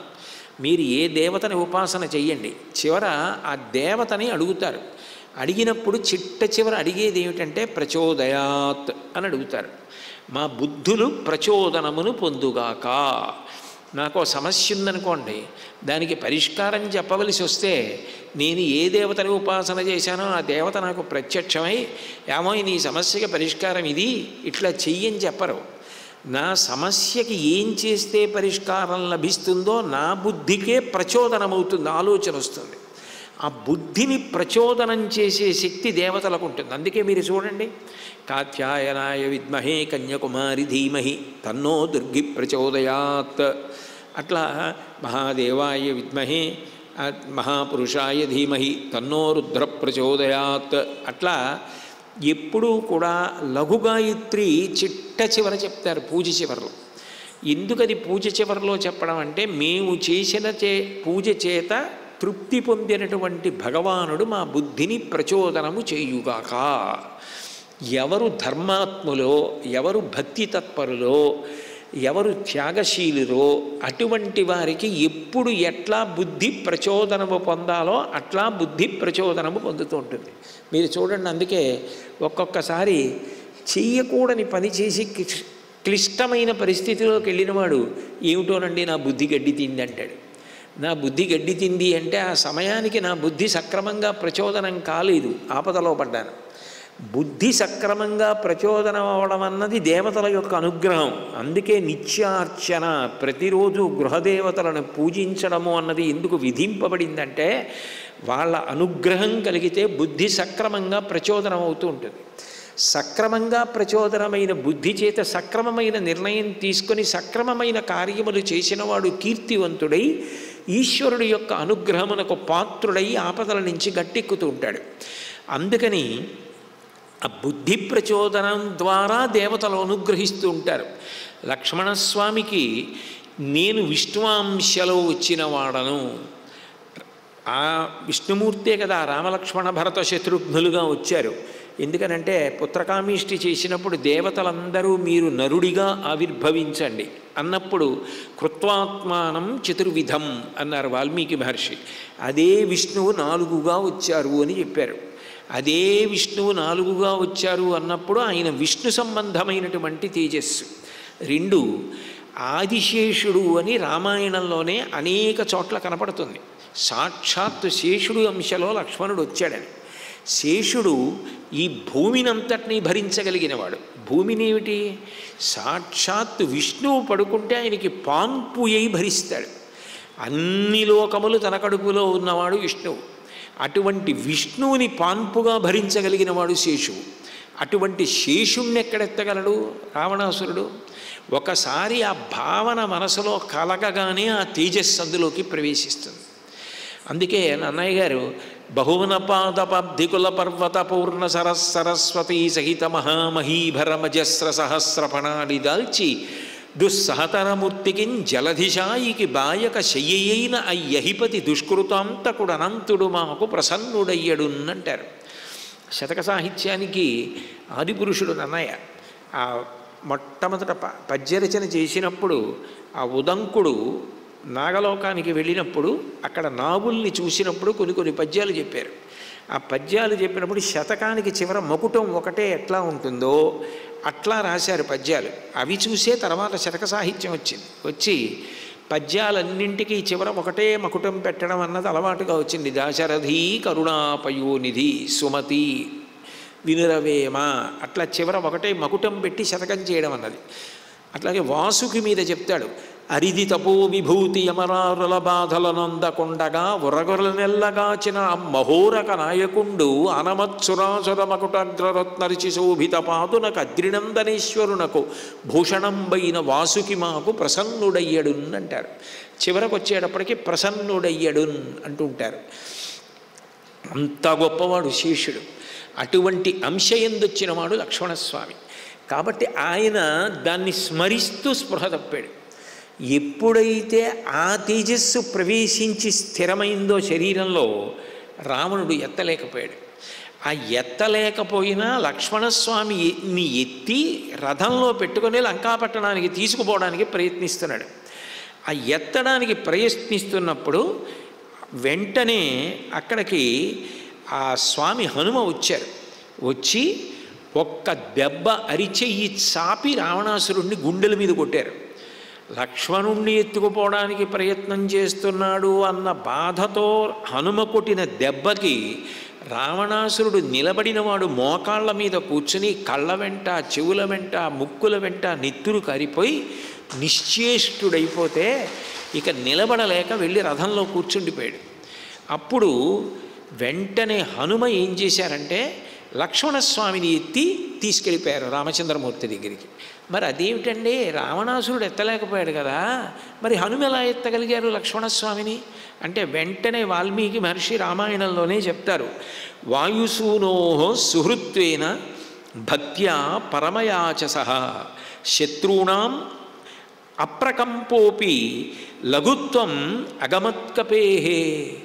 ఆయన విశేషమైనటువంటి భక్తి తత్పరుడు. అంత భక్తి ఎక్కడుంటుందో అక్కడ భగవంతుణ్ణి వహించగలిగినటువంటి శక్తి వస్తుంది. అంత శక్తి భౌతికమైన రూపము చేత రాదు. నిజంగా భగవంతుణ్ణి మొయ్యగలిగినటువంటి శక్తి భగవంతుడి కన్నా శక్తివంతుడైతే ఉండాలి. అది కాదు. దేని వలన ఉంటుంది అంటే అంత భక్తి ఉన్నవాడు తన గుండెల్లోనే భగవంతుణ్ణి పెట్టుకు తిరుగుతూ ఉంటాడు. ఎక్కడుంటాడు భగవంతుడు? అంటే భగవంతుడు భక్తుడైనటువంటి వాని యొక్క గుండెలో ఉండి ఎప్పుడు అక్కడ అప్పటికప్పుడు ఊరినటువంటి ఆ ప్రేమ భక్తి అన్న వెన్నని తింటుంటాడు. నవనీతం, నవనీతం అంటే అప్పుడే పుట్టిన వెన్న. అది నిరతిశయ ప్రీతి, అది భగవంతుడికి చెందినది. అప్పుడే భక్తుడిలో ఊరుతున్నటువంటి ఆ భక్తిని అప్పటికప్పుడు కృష్ణుడు తింటాడు. అట్లాగే పరమశివుడు పార్వతీదేవితో కలిసి భక్తి అన్న తేనె తాగుతాడు. దానికే శివానంద లహరిలో శంకరాచార్యులు వారు భృంగీచ్ఛా నటనోత్కటక్కరిమదగ్రాహీ స్ఫురన్మాధవాహ్లాదో నాదయుతో మహాసితవపు పంచేషు నాచాధృత సత్పక్షసుమనోవనేష సపన సాక్షాన్మదీయే మనోరాజీవే భ్రమరాధిపో విహరతాం శ్రీశైలవాసీ విభు అంటారు. ఆ తల్లి భ్రమరాంబ, ఆడతుమ్మెదగా ఉంటుంది. అందుకని పరమశివుడు కూడా సీతవపుహు, తెల్లటి తుమ్మెదగా మారుతాడు. ఆవిడ నల్ల తుమ్మెద. ఈ రెండు తుమ్మెదలు ఎగిరి వస్తాయిట. ఎగిరి వచ్చి ఎక్కడ వాళ్తాయంటే భక్తుని యొక్క మనస్సు అన్న పుష్పం మీద వాళ్తాయి. అప్పుడు ఇంకా ఝంకారం ఉండదు. అందులో తేనె తాగుతూ ఉంటాయి. ఆ తేనె అయిపోవడం ఉండదు, అది ఊరుతూనే ఉంటుంది. ఎందుకంటే భక్తి, ఆ భక్తి అన్న తేనె ఊరుతూ ఉంటుంది. అవి రెండూ వెళ్లకుండా అట్లాగే కూర్చుని తాగుతూ స్థిర నివాసం చేస్తూ ఉంటాయి. అంటే భక్తుడి హృదయంలో భగవంతుడు ఉంటాడు అంటే భగవంతుణ్ణి భక్తుడు వహించగలడు భక్తి చేత. అందుకే చూడండి, మీకు సనాతన ధర్మంలో ఈ వాహనములు విచిత్రంగా ఉంటాయి. వినాయకుడిని ఎలుక మోస్తుంది. ఎలుక మోయడం ఏమిటి? ఎలుక అనేటటువంటిది నిజానికి చాలా చిన్న ప్రాణి. అదేమిటి? లంబోదరం విశాలాక్షం వందేహం గణనాయకం అంటారు. పరబ్రహ్మస్వరూపమైనటువంటి విఘ్నేశ్వరుణ్ణి మొయ్యడం ఏమిటి అంటే ఆ ఎలక పేరు అనింద్యుడు. ఎలుకకుండే లక్షణం ఏమిటి? అయింది కాంది అన్నీ ఎత్తుకుపోయి తీసుకెళ్ళి ఓ కన్నంలో దాస్తుంది. అంటే దాచుకోవడమే జీవితంలో ఇదంతా మన వెంట వచ్చేస్తుందనుకుని దాచుకోవడం. చివరికి ఇక్కడే వాడెక్కడికో. ఈ పెట్టినది ఏది ఉందో అది వెంట వస్తుంది, దాచినది ఏది ఉందో అది వెంట వచ్చేది లేదు. కాబట్టి ఎవడు పెట్టడం నేర్చుకున్నాడో వాడు ఈ నిందలేనివాడు. వాడు భగవంతుణ్ణి మొయ్యగలడని చెప్పడానికి సంసారివైన ఎలక ఎక్కడుంటుంది? ఇళ్లల్లో ఉంటుంది కన్నాలు పెట్టి. మనం ఏం చేస్తాం? ఏదైనా ఇల్లు కట్టుకోవాలంటే ముందు శంకుస్థాపనకి గొయ్యి తెప్పి కన్నం పెడతాం. ఎలక మనతోనే ఉంటుంది తిరుగుతూ. ఎలక పని ఏమిటంటే రాత్రి అయ్యేటప్పటికీ మూత లాగేసి ఏదున్నా సరే ఎత్తుకుపోతుంది. ఆఖరికి ఎంత దారుణం అంటే పాలతో అభిషేకం చేసిన నాగేంద్రుడి మూర్తిని కూడా ఎత్తుకుపోతుంది. నాగేంద్రుడిని ఎలక ఎత్తుకుపోవడం ఏమిటంటే దానికి పాలవాసన ఉంది కాబట్టి పట్టుకుపోతుంది. ఎలకకు అక్కర్లేంది లేదు, అన్నీ ఎలక్కన్నంలో దొరికే అంటుంటారు పూర్వం. అందుకే పన్ను ఊడిపోతే పిల్లల్ని ఎలక్కన్నంలో పడేయమనేవారు. సరే, అందుకని అంటే పళ్ళు బాగా గట్టిగా ఉంటాయి, ఎలక్కి వల కూడా కొరుకుతుంది, మళ్ళీ ఎలక లాంటి పళ్ళు ఇస్తుందని. ఏ ఎలక? అన్ని ఎలకలు కావు, అనింజుడు భగవంతుణ్ణి మోసినటువంటి ఎలక. ఇవన్నీ ఎందుకు వచ్చాయి అంటే భక్తి ఉన్నవాడు వహించగలడు, భరించగలడు భగవంతుణ్ణి. అందుకని హనుమ ఏం చెయ్యగలిగారు అంటే లక్ష్మణస్వామిని వెంటనే ఎత్తి తీసుకెళ్ళి రామచంద్రమూర్తి సమక్షంలో పడుకోబెట్టారు. ఇంకా శ్రీరామ రక్ష. హనుమ తీసుకెళ్లారు, లక్ష్మణుడిని రాముడి దగ్గర పడుకోబెట్టారు. రావణాసురుడు రథం మీద ఉన్నాడు. ఉండి వెంటనే స్పృహని పొంది రాముడిని చూసి రాముడితో యుద్ధానికి తలపడుతున్నాడు. మొట్టమొదటిసారి రామరావణులిద్దరూ కలుసుకుని యుద్ధం చేయడం. రావణాసురుడు రథం మీద ఉన్నాడు, రాముడు నేల మీద నిలబడి ఉన్నాడు. అది భక్తి అంటే. హనుమ తట్టుకోలేక మీరు కింద ఉండడం ఏమిటి, వాడు రథంలో ఉండడం ఏమిటి, ఉండి మీతో యుద్ధం చేయడం ఏమిటి, మీరు కూడా నా భుజముల మీద కూర్చోండి, భుజముల మీద కూర్చొని మీరు యుద్ధం చేయండి అని రాముణ్ణి తన భుజాల మీద కూర్చోబెట్టుకున్నారు. కూర్చోబెట్టుకుంటే ఆయన ఒక బాణం వేస్తే ఈయన ఒక బాణం వేస్తున్నాడు, ఆయన రెండు బాణాలు వేస్తే ఈయన రెండు బాణాలు వేస్తున్నాడు, యుద్ధం జరుగుతోంది. కానీ ఆశ్చర్యం ఏంటంటే రావణాసురుడు సారథిని రథాన్ని ఎలా కొడతారో అలా హనుమ యొక్క శరీరాన్ని తూట్లు కింద కొట్టాడు. పూచిన మోదుగు చెట్టు ఎలా ఉంటుందో రక్తం కారుతో హనుమ యొక్క శరీరం అలా ఉంది. పైన మరి రాముడిని వహిస్తున్నారు. హఠాత్తుగా రామచంద్రమూర్తి చూశారు హనుమని. నన్ను నమ్ముకుని నాకు వాహనమై నన్ను భుజాల మీద ఎక్కించుకున్నటువంటి హనుమని ఇట్లా కొడతావా అనుకున్నారు. అప్పటి వరకు రాముడు క్రోధమునకు వశపడడం అన్నమాట లేదు. అటువంటి రాముడికి తీవ్రమైన కోపం వచ్చింది. తతో రామో మహాతేజ రావణేన కృతం వ్రణం దృష్ట్వా ప్లవగశార్దూలం క్రోధస్య వశమేయివాన్. విపరీతమైనటువంటి క్రోధానికి వశపడిపోయినటువంటి వారై ఆయన వెంటనే చేసిన బాణప్రయోగానికి రావణాసురుని యొక్క రథమంతా విరిగిపోయింది. ఆయన వక్షస్థలం మీద బాణాన్ని విడిచిపెడితే రావణాసురుని యొక్క గుండెల్లోంచి ధారలుగా రక్తం పడుతోంది. ఆ దెబ్బకి ధనస్సు విడిచిపెట్టేశాడు, జారి కింద పడిపోయింది. కిరీటాలు కొట్టారు, 10 కిరీటాలు భగ్నం అయిపోయి కింద పడిపోయాయి. నిస్తేజమైపోయి రాముణ్ణి తట్టుకోలేక మధ్యాహ్నం సూర్యుడు ఎలా ఉంటాడో అలా నిలబడి ఉన్నటువంటి రాముణ్ణి చూస్తూ ఇక శరీరాన్ని అప్పజెప్పేసి యుద్ధభూమిలో నేల మీద నిలబడిపోయాడు రావణుడు. చూశారు రామచంద్రమూర్తి. తం నిర్విశాసీ విషసం నికాశం శాంతార్చిషం సూర్యమివాప్రకాశం గతశ్రియం కృత్త కిరీటకూట మువాచ రామో యుధరాక్షసేంద్రం. ఆయన విషం లేకుండా ఉండిపోయినటువంటి సర్పం ఎలా ఉంటుందో అలా ఉండి, కిరణాలు లేని సూర్యుడు ఎలా ఉంటాడో అలా ఉండి, చిట్ట చివరికి అత్యంత ప్రకాశహీనముగా ఉన్నటువంటి ఆ రావణాసురుడి వంక చూశారు. చూసి ఆయన, నువ్వు బాగా నీరసపడిపోయావు, రథం లేదు, గుర్రాలు లేవు, చేతిలో ధనస్సు లేదు, కాబట్టి నువ్వు నాతో యుద్ధం చెయ్యలేవు అని, యదుక్తమిహతే పూర్వం, నువ్వు మళ్ళీ లంకాపట్టణానికి వెళ్ళి మళ్ళీ రథాన్ని తీసుకో, ధనస్సుని తీసుకో, విశ్రాంతి తీసుకో, అప్పుడు నాతో యుద్ధానికి రా, వెళ్ళిపోమ్మని విడిచిపెట్టేశారు. రామచంద్రమూర్తి చేత విడిచిపెట్టబడి అవమానింపబడి ఓడిపోయి తల ఉంచుకొని లంకాపట్టణానికి వచ్చాడు. ఆ వచ్చినటువంటి వాడు ఆ రాముడు వేసినటువంటి బాణ పరంపరలు జ్ఞాపకానికి వస్తున్నాయి. జ్ఞాపకానికి వచ్చి, ఇంత గొప్పగా ప్రయోగించాడే బాణాలు, ఇటువంటి రాముడితో నిజంగా యుద్ధం చేసి గెలవడం నాకు సాధ్యం అవుతుందా అని బెంగ పెట్టుకున్నాడు. బెంగ పెట్టుకొని జీవితంలో మొట్టమొదటిసారి సహేతుకంగా ఆలోచించాడు. ఆలోచించి, మాతంగ ఇవ సింహేన గరుడేనేవ పన్నగ అభిభూతో భవద్రాజ రాఘవేణ మహాత్మన. ఒక ఏనుగుని పట్టుకొని సింహం ఎలా హింసించి చంపేస్తుందో అలా హింసించి చంపకుండా విడిచిపెట్టేసినటువంటి రాముడే కళ్ళల్లో కనపడుతున్నాడు. బ్రహ్మదండ ప్రకాశానాం విద్యుత్ సదృశవర్చసాం స్మరన్ రాఘవ బాణానాం వివ్యధే రాక్షసేశ్వర.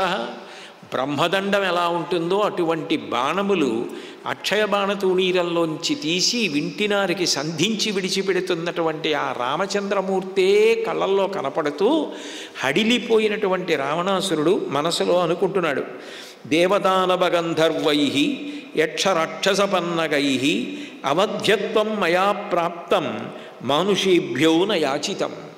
నేను బ్రహ్మగారి గురించి తపస్సు చేసినప్పుడు నాకు బ్రహ్మగారు ప్రత్యక్షమైతే దేవతలు, యక్షులు, గంధర్వులు, కిన్నెరులు, కిన్పురుషులు, అసురులు వీళ్ళ వలన నాకు మరణం ఉండకూడదని వరమడిగి మనుష్యులను తృణీకరించి వాళ్ళ పేరెత్తకుండా వదిలేశాను. బహుశః విదితం మానుషం మన్యే రామం దశరథాత్మజం ఇక్ష్వాకు కులనాథైన అరణ్యేన యత్పురా. ఆ రాముడు ఎవరో కాదు, మనుష్య రూపంలో వచ్చినటువంటి నారాయణుడే. ఇత పూర్వం ఇక్ష్వాకు వంశంలో ప్రభవించినటువంటి అనరణ్యుడు నాకు చెప్పాడు, నా వంశంలోనే రాముడని ఒక రాజు వస్తాడు, ఆయన నీ 10 తలలు తరిగి నిన్ను అవమానం చేసి సంహరిస్తాడని చెప్పాడు. నాకు ఇప్పుడు అర్థమవుతోంది, రాముడు ఎవరో కాదు, నా మృత్యు రూపంలో ఉన్నటువంటి వాడు. అందుకని ఆయన చేతిలో నాకు మృత్యువు తప్పదు. శప్తోహం వేదవత్యాచ యదాసా ధర్షితాపుర సేయం సీతా మహాభాగా జాతా జనకనందిని. ఇంత మంచి మాటలు సీతమ్మ విషయంలో మాట్లాడడం ఇదే మొదలు. ఉమా నందీశ్వరశ్చాపి రంభా వరుణకన్యక యథోక్తాస్తపసా ప్రాప్తం సమిధ్యా ఋషిభాషితం. నాకు ఇత పూర్వం అనేక మంది శాపాలు ఇచ్చారు. వేదవతి శాపం ఇచ్చింది. సీతమ్మ మాట్లాడుతూ అంది, నువ్వు దారుణంగా మరణిస్తావంది. అట్లాగే ఉమాదేవి పరమశివుని యొక్క ఇల్లాలు ఆమె శపించింది. ఆ పైన వరుణుని యొక్క కుమార్తె అయినటువంటి రంభ శపించింది. ఆ తర్వాత నన్ను సాక్షాత్ బ్రహ్మగారు శపించాడు. అనేక మంది ఋషుల యొక్క శాపాలకి నేను వశపడ్డాను. అటువంటి వాణ్ణి ఇప్పుడు నేను రాముణ్ణి ఎలా ఎదుర్కొని యుద్ధం చేయగలను అనుకున్నాడు. కానీ ఆ బుద్ధి శాశ్వతంగా నిలబడి ఉంటే నిజంగా తిరిగి వెళ్ళి రాముడి కాళ్ళ మీద పడుంటే ఏం జరిగి ఉండేదో. కానీ అట్లా చెయ్యడు. ఎందుకు చెయ్యడు అంటే ఆ బుద్ధి అంగీకరించదు. నిజంగా అట్లా చేస్తే సీతమ్మని తిరిగి ఇవ్వగలడేమో, కానీ మరి రాముడు విభీషణుడికి పట్టాభిషేకం చేశాడు. అప్పుడు ఏం చేయాలి? ఇంకా తన రాజ్యాన్ని ఇచ్చేయాలి. భరతుడు కాదనడు కాబట్టి తన రాజ్యాన్ని విభీషణుడికి ఇచ్చేయాలి. అది అన్నాడు కూడా ఒకసారి. కాబట్టి ఇప్పుడు రావణుడు రాముడితో యుద్ధానికే సిద్ధపడి ఉన్నాడు. అటువంటి రావణుడు మంత్రులందరినీ పిలిచి, నా సోదరుడు ఎవరూ ఊహించడానికి వీలు లేనటువంటి గొప్ప పరాక్రమం కలిగినటువంటి వాడు కుంభకర్ణుడిని నిద్ర లేపండి. ఆయన ఇతపూర్వమే ఒక 8-9 రోజుల క్రితం నేను సమావేశం నిర్వహించినప్పుడు లేచి ఉన్నాడు. కానీ ఇప్పుడు మళ్ళీ నిద్రపోతున్నాడు. ఆయనకి బ్రహ్మగారి శాపం. 6 నెలలకి ఒక్కరోజు లేస్తాడు, మళ్ళీ 6 నెలలు పడుకుంటూ ఉంటాడు. 5 నెలల 29 రోజులు పడుకుంటాడు, ఒక రోజు లేస్తాడు. ఒకప్పుడు ఆయన తినేసినటువంటి ప్రాణుల్ని దృష్టిలో పెట్టుకుని దేవతలు బ్రహ్మగారితో మాట అన్నారు, నువ్వు ఎంత సృష్టి చేసినా కుంభకర్ణుడు తినడానికి సరిపోదు వీడి తెలివిగా ఉంటే. నేను వాడికి నిద్రపోయే పరిస్థితిని కల్పించు సరస్వతీదేవి అనుగ్రహం చేత అని. అందుకని నాలుక మీద నిలబడి నాకు నిద్ర కావాలనిపించింది. నిజంగా ఆయనే ఎప్పుడూ లేచున్నాడు అనుకోండి, ఈ సృష్టిలో ఉన్న ప్రాణులన్నీ ఆయన ఆహారానికి సరిపోవు, అంత తిండి తింటాడు. కాబట్టి ఆ కుంభకర్ణుణ్ణి నిద్ర లేపండి. చాలా చాలా గొప్ప పరాక్రమశాలి. నా వైపు ఆయన యుద్ధానికి వెడితే ఇక ఎదురు లేదు అని తమ్ముడిని నిద్ర లేపమన్నాడు. తానే తట్టుకోలేనివాడు తమ్ముడు తట్టుకుంటాడని ఎట్లా అనుకుంటాడు? అంటే తన కామానికి, తన యొక్క మూర్ఖత్వానికి ఎంతమందిని బలిపెట్టేయడానికైనా మనసులో సిద్ధంగా ఉంటాడు. రాముడెవరో తెలుసు, ఏం జరుగుతుందో తెలుసు, కానీ తనని తానే బుకాయించుకుంటాడు. తన అంతరాత్మని కూడా కంఠం విప్పనివ్వడు. ఇక అటువంటి వాడికి ఉన్నత స్థితి లభించమంటే, సన్మార్గం లభించమంటే ఎట్లా లభిస్తుంది? ఎవరు చెప్పినా వినడు. అంగదుడు చెప్పాడు వినడు, హనుమ చెప్పారు వినడు, అవిద్ధుడు చెప్పాడు వినడు, కైకసి చెప్పింది వినడు, మాల్యవంతుడు చెప్పాడు వినడు, మారీచుడు చెప్పాడు వినడు. ఎవరు చెప్పినా వినడు. ఎవరు చెప్పినా నేను వినను, నా బుద్ధికి ఏది తోచిందో అదే నేను చేస్తాను. అంతకన్నా పతనానికి గొప్ప కారణాలు ఇంకేమీ ఉండక్కర్లేదు. అది చాలా ప్రమాదకరమైనటువంటి బుద్ధి. కాబట్టి ఆ బుద్ధే రావణాసురుణ్ణి ప్రమాదంలోకి తీసుకెడుతోంది. ఇప్పుడు ఆ కుంభకర్ణుడిని నిద్ర లేపడానికి అద్భుతమైన ఆయన భవనంలోకి ప్రవేశించి, ఆయనకి పడక గది అంటే ఒక పెద్ద గుహ, అంత పెద్ద గుహలో పాన్పు మీద నిద్రపోతూ ఉంటాడు ఆయన. ఆ నిద్రపోతున్న వాణ్ణి లేపడానికి వెళ్ళడం కష్టం. ఎందుకంటే ఆయన ఊపిరి తీసి ఊపిరి విడిచిపెడుతున్నప్పుడు ఆయన నాసారంధ్రముల నుంచి వచ్చిన గాలికి ఎగిరిపోయి గోడలకేసి కొట్టుకుంటారు. అసలు ఆయన దాకా వెళ్ళడం సాధ్యం కాదు ఎవరికి. అంత గాలి వదిలిపెడుతుంటాడు ఆ ఊపిరి పీల్చి వదిలిపెట్టినప్పుడు. ఎట్లాగో అట్లా లేపడం కోసమని మంచి సువాసనలు వచ్చేటటువంటి తినుబండారములు తీసుకెళ్ళారు. ఎందుకంటే తినడం అంటే అంత పిచ్చి. తినడం ఎందుకంటే నిద్రపోవడానికి, నిద్రపోవడం ఎందుకంటే లేచి తినడానికి. ఈ రెండింటి మధ్యలో ఎందుకంటే ఇతరుల్ని హింసించడానికి. అంతకన్నా గొప్ప రాక్షసుడు ఇంకెవరుంటాడు? అందుకే కుంభకర్ణుడు దోదారి, రావణాసురుడు దోదారి. కనపడ్డవన్నీ ఎత్తుకొచ్చి నావిగా అనుభవిస్తాను రావణాసురుడు, కనపడ్డవన్నీ ఎత్తుకొచ్చి దాచుకుంటాను హిరణ్యకశిపులు. తినేస్తాను, పడుకుంటాను, లేచుంటే బాధ పెడతాను తప్ప చేసే మంచి పని అన్నది ఇంకా ఉండడానికి వీలు లేదు జీవితంలో. అది కుంభకర్ణుడు. ఇంకా అంతకన్నా గొప్ప రాక్షసత్వం లోకంలో ఏముంటుంది? అట్లా ఉండకూడదు. మనం తినడం కోసం నిద్రపోవడం, నిద్రపోవడం ఎందుకంటే లేచి తినడం, ఈ రెండూ తప్ప ఏ పని లేని స్థితి ఉండకూడదు. కనీసం మంచి పుస్తకం చదవడం అన్నా అలవాటు చేసుకోవాలి తప్ప మరీ అంత నిష్ప్రయోజనంగా భగవంతుడిచ్చిన ఆయుర్దాయాన్ని పాడు చేసేసుకోవడం అంటే చాలా అన్యాయమైన విషయం. ఈశ్వరుడు ఆయుర్దాయం ఇవ్వలేదని ఏడుస్తున్న వాళ్ళు ఎందరో ఉంటే ఈశ్వరుడు ఆయువు ఇచ్చినప్పుడు దాన్ని ఎంత సద్వినియోగం చేసుకోవాలి. దాన్ని సద్వినియోగం చేసుకోకుండా పాడు చేసుకుంటే మళ్ళీ రమ్మంటే వస్తుందా? రామాయణం నేర్పే పాఠం అదే. కాబట్టి వాళ్ళందరూ ఎట్లాగో అట్లా నిలదొక్కుని వెనక్కి వెళ్ళి కొట్టుకోకుండా ఆ మధుర పదార్థాలు, పానీయాలు, గంధమాల్యములు ఇవన్నీ తీసుకెళ్ళి అక్కడ పెట్టారు. ఆయన నోరు తెరిచి గురక పెడుతున్నాడు. అది పాతాళం ఎలా ఉందో అలా ఉంది. ముక్కుపుటములు అంత భయంకరంగా ఉన్నాయి. అంతకుముందు తిని పడుకున్నాడు కదూ, ఆ తిన్నవన్నీ ఆయన అదృష్టం ఏమిటంటే వండి పెట్టక్కర్లేదు, పచ్చివి తినేస్తాడు. అది వానరం అవనివ్వండి, పులి అవనివ్వండి, ఏనుగు అవనివ్వండి, చటుక్కుని నోట్లో పడేసుకుంటా అంటే విలి మింగేస్తాడు. అందుకని రక్తపు కొవ్వు వాసనలు వస్తున్నాయి ఆ నోట్లోంచి. భుజకీర్తులు కిరీటం ధరించి ఉన్నాడు.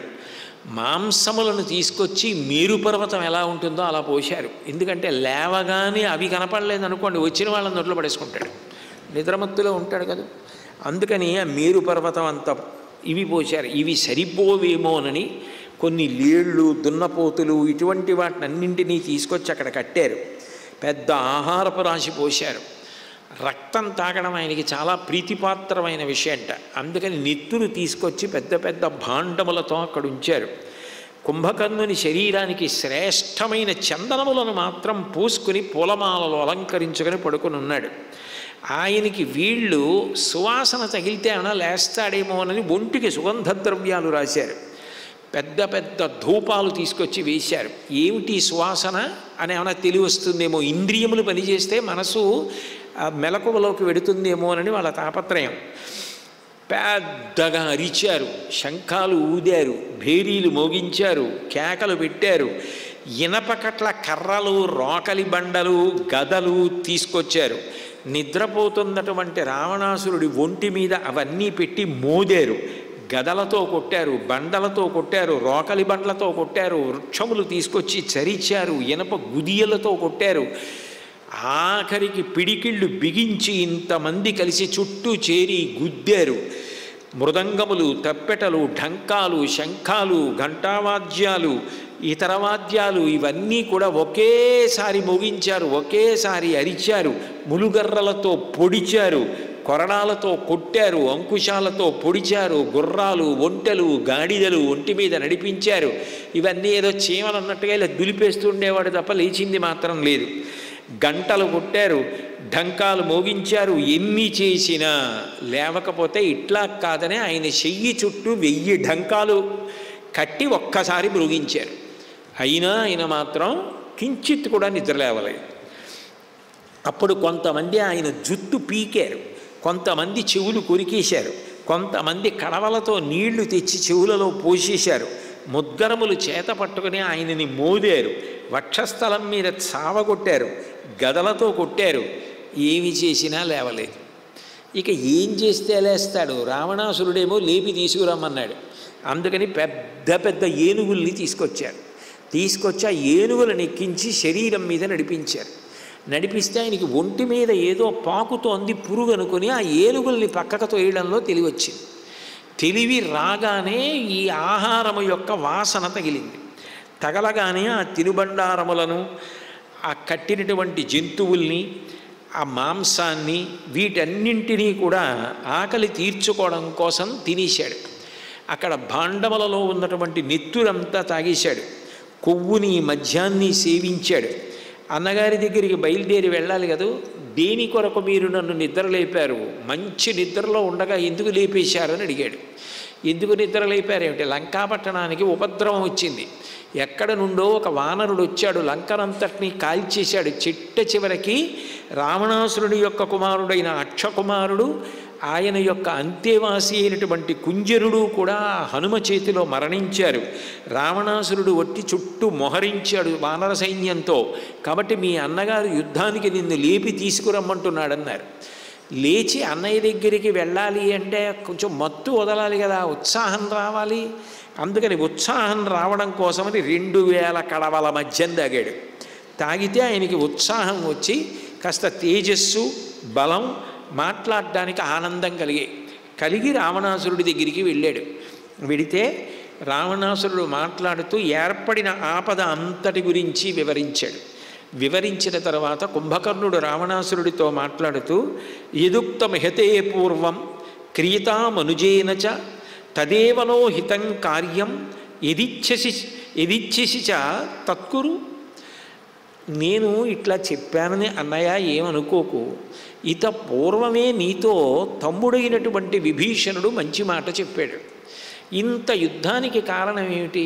సీతమ్మను అపహరించి తెచ్చావు.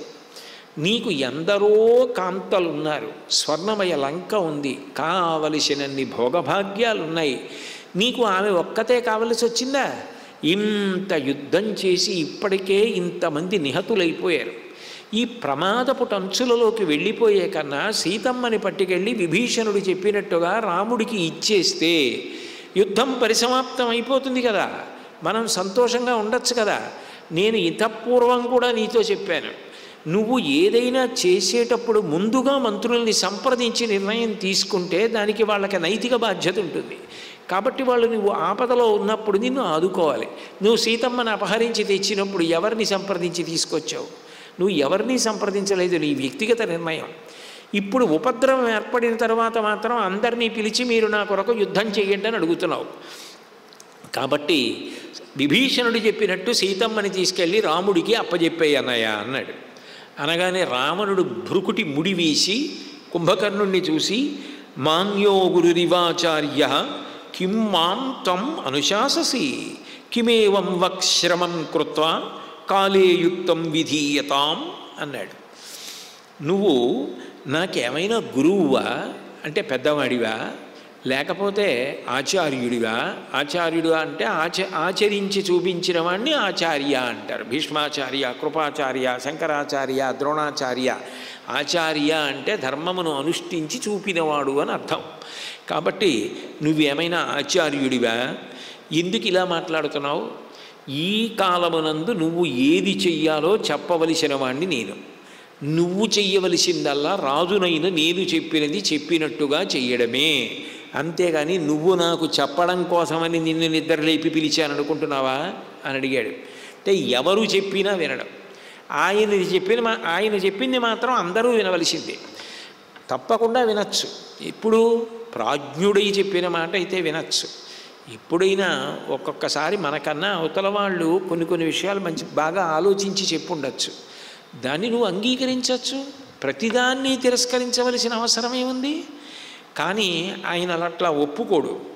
ఈ మాట అనేటప్పటికీ కుంభకర్ణుడు వెంటనే ఆలోచించి చాలా ఆగ్రహంతో ఉన్నాడు. ఇప్పుడు నేను యుద్ధానికి వెళ్ళను అన్నా అంగీకరించే స్థితిలో లేడని, అన్నయ్య నువ్వేం బెంగపెట్టుకోకు, పరిస్థితిని అంతటినీ నేను చక్క చేస్తాను.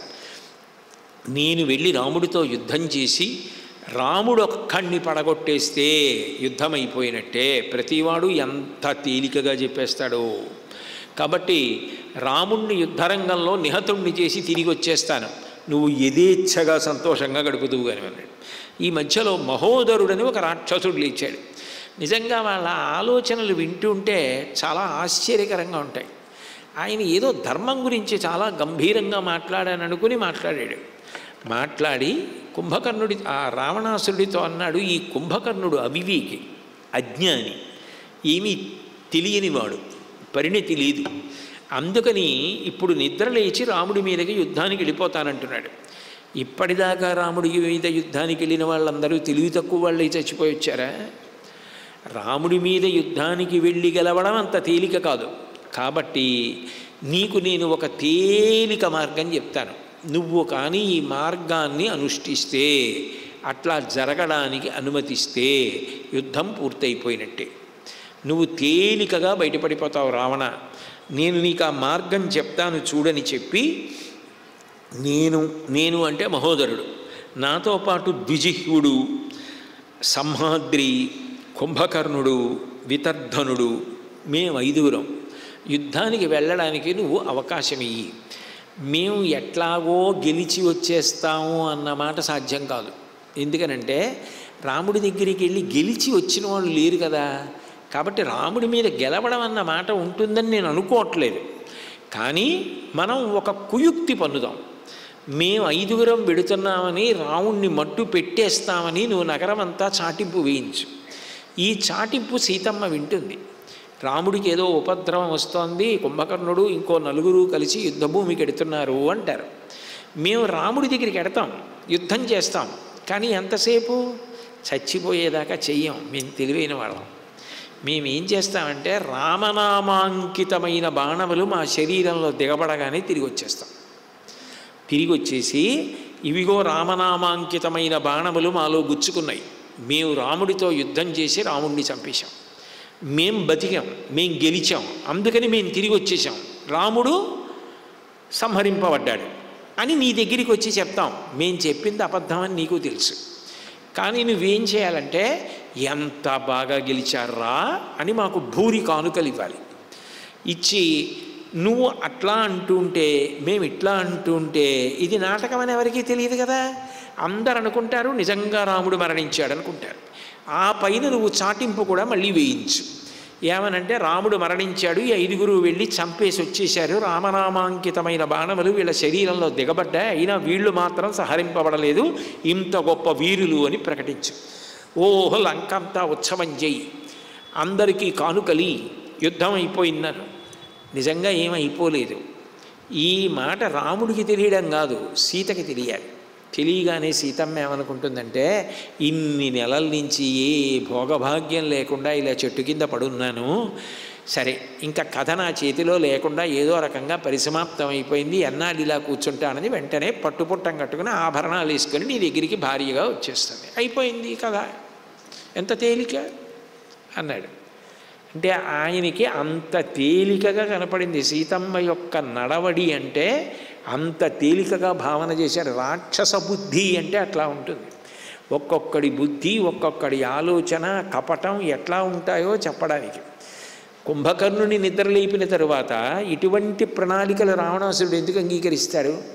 అంత రావణాసురుడు పకపకా నవ్వి కుంభకర్ణుడితో అన్నాడు, వీడిని నేను యుద్ధానికి వెళ్ళమంటానేమోనని వీడికి భయం రాముడి మీదకి యుద్ధానికి వెళ్ళడానికి, అందుకని ముందే నాతో ఇట్లాంటి మాటలు చెప్తున్నాడు కుంభకర్ణ, నువ్వు మాత్రం ధైర్యంగా యుద్ధానికి బయలుదేరు అన్నాడు. అంటే పాపం ఆ కుంభకర్ణుడు లేచి యుద్ధానికి బయలుదేరుతున్నాడు. స్వయంగా కుంభకర్ణుడికి ఆభరణములు రావణాసురుడే తొడిగాడు. ఎందుకంటే ఇక సరిగదు, ఇక్కడితో వెళ్ళిపోతాడు, ఇక మళ్ళీ తిరిగి రావడం అన్న మాట ఉండదు. ఆ మాట నిజానికి రావణాసురుడికి తెలియదు అనుకుంటే పొరపాటు. రావణాసురుడికి తెలుసు.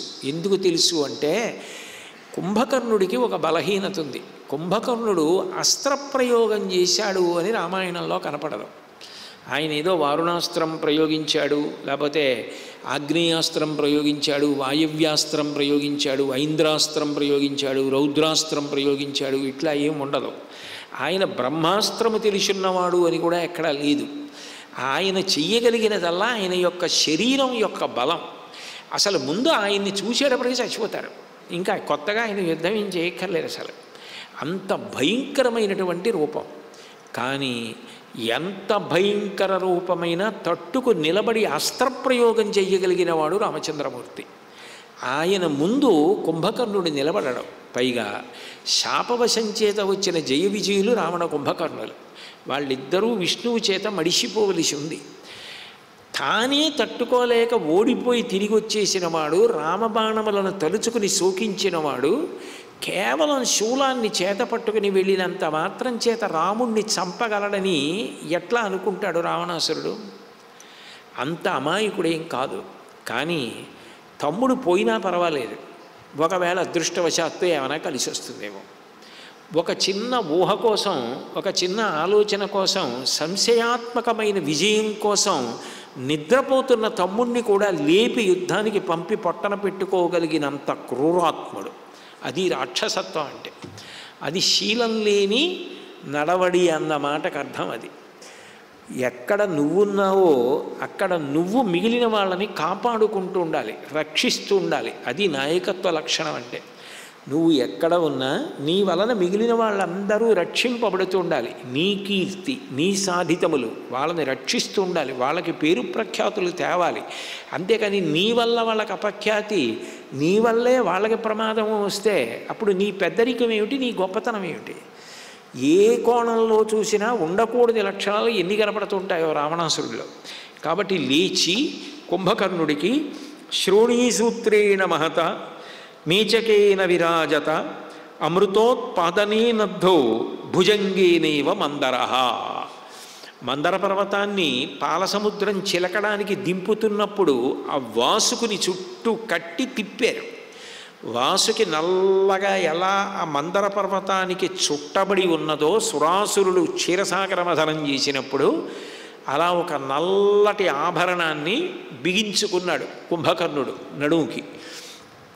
కంఠంలో ఒక గొప్ప ఆభరణాన్ని స్వయంగా రావణాసురుడే అలంకరించాడు. అది ప్రేమతో కాదు, ఇక తిరిగి రాడు, అంత నవ్వుతూ పంపించేయగలడు. ఇంత దారుణమైన పనికి పంపిస్తే పోనదేమన్నా ధర్మయుద్ధమా, ఆపత్కాలంలో వచ్చిన యుద్ధమా? ఒక తమ్ముణ్ణి అసలు అంత నీచమైన తన ఆలోచన కోసం, తన కామం కోసం నిద్ర లేపి పణంగా పెట్టి పంపించేస్తున్నాడే, దానికి కపటమైన ఏడుపు తర్వాత ఏడిస్తే ఏడవచ్చుగాక. అసలు అటు నుంచి ఇటు జరిగి కుంభకర్ణుడు మరణిస్తే అన్న ఆలోచన ఉంటే నా తమ్ముడు పోవడం కన్నా, సేనాని పోవడం కన్నా, ఉపద్రవాలు రావడం కన్నా సీతమ్మని ఇచ్చేస్తాను అనగలడు.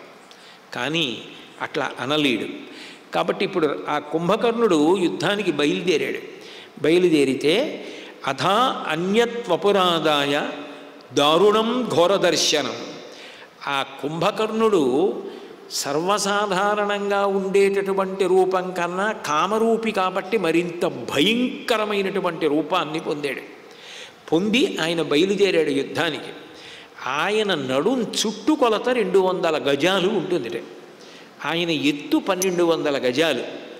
ఆయన కళ్ళు 2 బండి చక్రాలు ఎలా ఉంటాయో, బండి అంటే ఎద్దుల బండి, బండి అంటే మనం తిరిగే 2 చక్రాల బళ్ళు, అవి ఆ బళ్ళుగా అవి చిన్న ఉంటాయి. ఎద్దుల బండి చక్రాలు ఎంత పెద్ద ఉంటాయో ఆయన కళ్ళు అలా ఉంటాయి.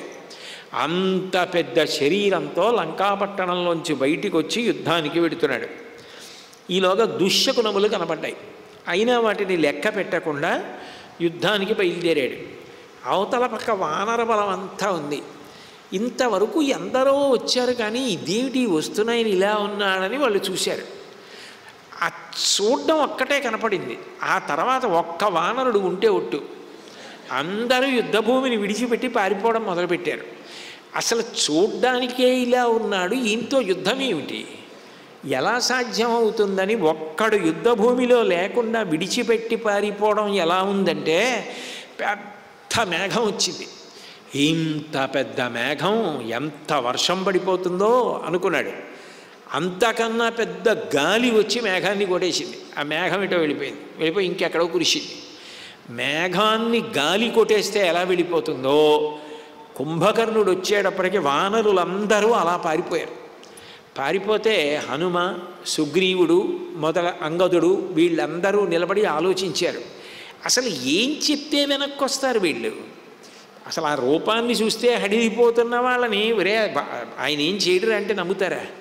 ఆ శూలం చేతిలో పట్టుకుని అంత అట్టహాసంగా వస్తుంటే. అందుకని ఇట్లా కాదని అంగదుడు ఒక ప్రణాళిక వేశాడు. అసలు యుద్ధభూమి అంతా ఖాళీ అయిపోతే ప్రమాదం కాదు, అసలు ముందు వెనక్కి పిలిపించాలని. అబ్బెబ్బే అది బొమ్మ, రాక్షసులు మాయ చేత సృష్టించారు, దానికి యుద్ధం చేయడం రాదు, మీరు పారిపోవడం కోసం ఒక పెద్ద బొమ్మని పంపిస్తున్నారు, అందరం కలిసి పైకెక్కి విరిచేస్తే మొక్కలై కింద పడిపోతుంది అని చెప్దాం, అందరూ తిరిగి వచ్చేస్తారు అని. సాధు సౌమ్య నివర్తధ్వం కిం ప్రాణాన్ పరిరక్షత నాలం యుద్ధాయ వైరక్షో మహతీయం విభీషక. ఇది మాయచేత తయారు చేయబడిన బొమ్మ.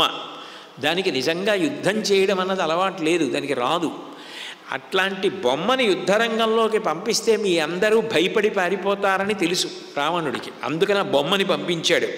మీ అందరూ కూడా వెనక్కి వచ్చేసేయండి, వచ్చేస్తే అందరం కలిసి దాని మీద పర్వత శిఖరాలు బారేద్దాం, చెట్లు బారేద్దాం, శిలలు బారేద్దాం, అందరం దాని మీద ఎక్కేద్దాం, విరిచేద్దాం, ముక్కలు చేసేద్దాం, కింద బారేద్దాం అనేటప్పటికీ ఓహో ఇది బొమ్మలా ఉందనుకుని మళ్ళీ వానరులు అందరూ తిరిగి వచ్చేసారు. తిరిగి వచ్చేసి పాపం అమాయకంగా మీదకి ఎక్కారు. పర్వత శిఖరాలవి పడేశారు. ఆ చెట్లు ముక్కలైపోయాయి, పర్వతాలు చూర్ణమైపోయాయి. అంతమంది పైకెక్కితే ఆయన దులిపితే వెళ్ళి అంత దూరం పడ్డారు. వెంటనే వాళ్ళకి అర్థమైంది ఇది బొమ్మ కాదు, యుద్ధం చేస్తుంది, ప్రమాదం అని వాళ్ళకి అర్థమైపోయి మమత్సుహు అర్ణవే కేచిత్ గుహాహ కేచిత్ సమాశ్రితా నిపేతు కేచిదపరే కేచిన్నైవావత స్థిరి కేచిత్ భూమౌ నిపతితా కేచిత్ సుప్తామృత ఇవ. మముజ్జు అర్ణవే కేచిత్, కొంతమంది వెళ్ళి సముద్రంలో దూకేసి దాక్కున్నారు. గుహాహ కేచిత్ సమాశ్రితా, కొంతమంది గుహల్లోకి వెళ్ళిపోయి దాక్కున్నారు. నిపేతు కేచిదపరే, కొంతమంది పారిపోయారు అసలు అక్కడి నుంచి. కేచిన్ నైవావత స్థిరే, కొంతమంది అసలు దాన్ని చూడగానే కాళ్ళు చచ్చుపడిపోయాయి అంటారు, అలా ఇంకా అడుగేయడం మర్చిపోయారు. మర్చిపోయి భీతితో ఉన్నవాళ్ళు ఉన్నట్టు అలాగే నిలబడిపోయారు. ఇంకా నిలబడడం వాళ్ళకి సాధ్యం కాలేదు కాబట్టి పడిపోయారు. కేచిత్ భూమౌ నిపతితా, కొంతమంది హడిలిపోయి కాళ్ళు చేతులు ఆడక వణికిపోయి కింద పడిపోయారు.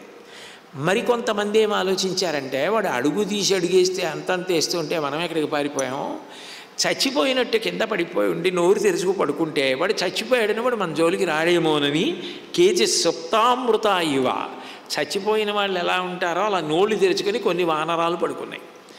ఆయన రాణి వచ్చాడు యుద్ధానికి. అప్పుడు అంగదుడు వీళ్ళకి తెలిసిపోయింది, బొమ్మ కాదు రాక్షసుడు వచ్చినవాడు యుద్ధానికి వచ్చాడని, కుంభకర్ణుడు అన్న విషయం తెలిసిపోయింది అన్న ఉద్దేశ్యంతో, ప్రాణాలు దాచుకుని అపకీర్తి పొందుతారా, మీరందరూ ప్రాణములు పోయినా విజయం కోసం పోరాటం చేయాలి, లేకపోతే మీరు ఇంటికి తిరిగి వెళ్ళినా నవ్వుతారు, యుద్ధరంగాన్ని విడిచిపెట్టి పారిపోయి ఇచ్చినవాడు అని. కాబట్టి పౌరుష ప్రతాపాలతో యుద్ధం చేద్దాం, తిరిగి రండి అన్నాడు. వాళ్ళందరూ తిరిగి వచ్చారు. ఈ కుంభకర్ణుడు యుద్ధం చేస్తే బాగానే ఉంటుంది, పోనీ ఏదో చంపినా బాగానే ఉంటుందో, బాణం వేస్తే బాగుంటుందో, అస్త్రం వేస్తే బాగుంటుంది, వీడి అసాధ్యం కూలిపోను, వీడు అవి చేయడు. వీడు 1000 మందిని కలిపి చేత్తో పట్టుకుని విసిరేస్తాడు. విసిరేస్తే వాళ్ళు ఎక్కడో పడిపోతారు వెళ్ళి. ఆ వెడుతూ చాలామంది వానరుల్ని పట్టుకుని దోరకాయని నోట్లో పడేసుకున్నట్లు నోట్లో పడేసుకుంటున్నాడు. అది 100 మందిని 200 మందిని 1000 మందిని చేత్తో పట్టుకొని పాతాళం లాంటి నోరు తెరిచి నోట్లో పడేసుకుంటుంటే, ఆయన కడుపులోకి వెళ్ళకముందే కంఠం పక్క నుంచి చెవుల్లోంచి బయటికి దూకేసేవాళ్ళు, ముక్కుల్లోంచి బయటికి దూకేసేవాళ్ళు దూకేస్తున్నారు. ఈలోగా ఆయన నవిలేస్తే నోటి వెంట నెత్తురు కారుతోంది, నోటి నిండా పచ్చిమాంసం. ఈ పచ్చిమాంసం నవ్వులుతూ రక్తం కారుతూ తడిసిపోయిన ఒంటితో యుద్ధానికి వస్తున్నాడు. నిజంగానే అది ఎంత భయంకరమైనటువంటి యుద్ధం. ఏదో అస్త్రం ప్రయోగించాడు, పడగొట్టాడు, మహాభారతంలో యుద్ధంలాగా ఆయన ఏదో ఈ అస్త్రం ప్రయోగించాడు, ఇంతమంది పడిపోయారంటే ఏదో చదవడానికి అయినా కొంత అందంగా ఉంటుంది. ఇదేం భీభత్సమైన యుద్ధం. కాబట్టి వచ్చి అటువంటి యుద్ధం మొదలు పెడితే హనుమ కుంభకర్ణుడికి చిక్కకుండా ఆకాశంలోకి వెళ్ళి పర్వత శిఖరాలు శిలలు తీసుకొచ్చి కురిపించారు. వాడు తన చేతిలో ఉన్నటువంటి శూలంతో వాటిని పొడిచి చూర్ణములు చేసేశాడు. ఇక వీడి మీద ఇవన్నీ ప్రయోగించే లాభం లేదనుకున్నారు. కానీ ఆ కుంభకర్ణుడు కనపడినటువంటి వానరుల్ని కనపడినట్టుగా తినేయడం మొదలుపెట్టాడు. అంగదుడు ఎగిరి ఇక పర్వత శిఖరాలు వేసి ప్రయోజనం లేదని ధైర్యం చేసి కుంభకర్ణుడి మీదకి దూకి గుండెల మీద ఒక్క చరుపు చరిచాడు. ఆ చరుపుకి కుంభకర్ణుడు స్పృహ తప్పాడు. కానీ వెంటనే మళ్ళీ స్పృహని పొంది యుద్ధం మొదలుపెట్టాడు. సుగ్రీవుడు పర్వత శిఖరాన్ని విసిరాడు. ఆ పర్వత శిఖరాన్ని కుంభకర్ణుడు చూర్ణం చేసేశాడు. చేసేసి ఆ కుంభకర్ణుడు సుగ్రీవుడి మీదకి తన చేతిలో ఉన్న శూలాన్ని విసిరాడు.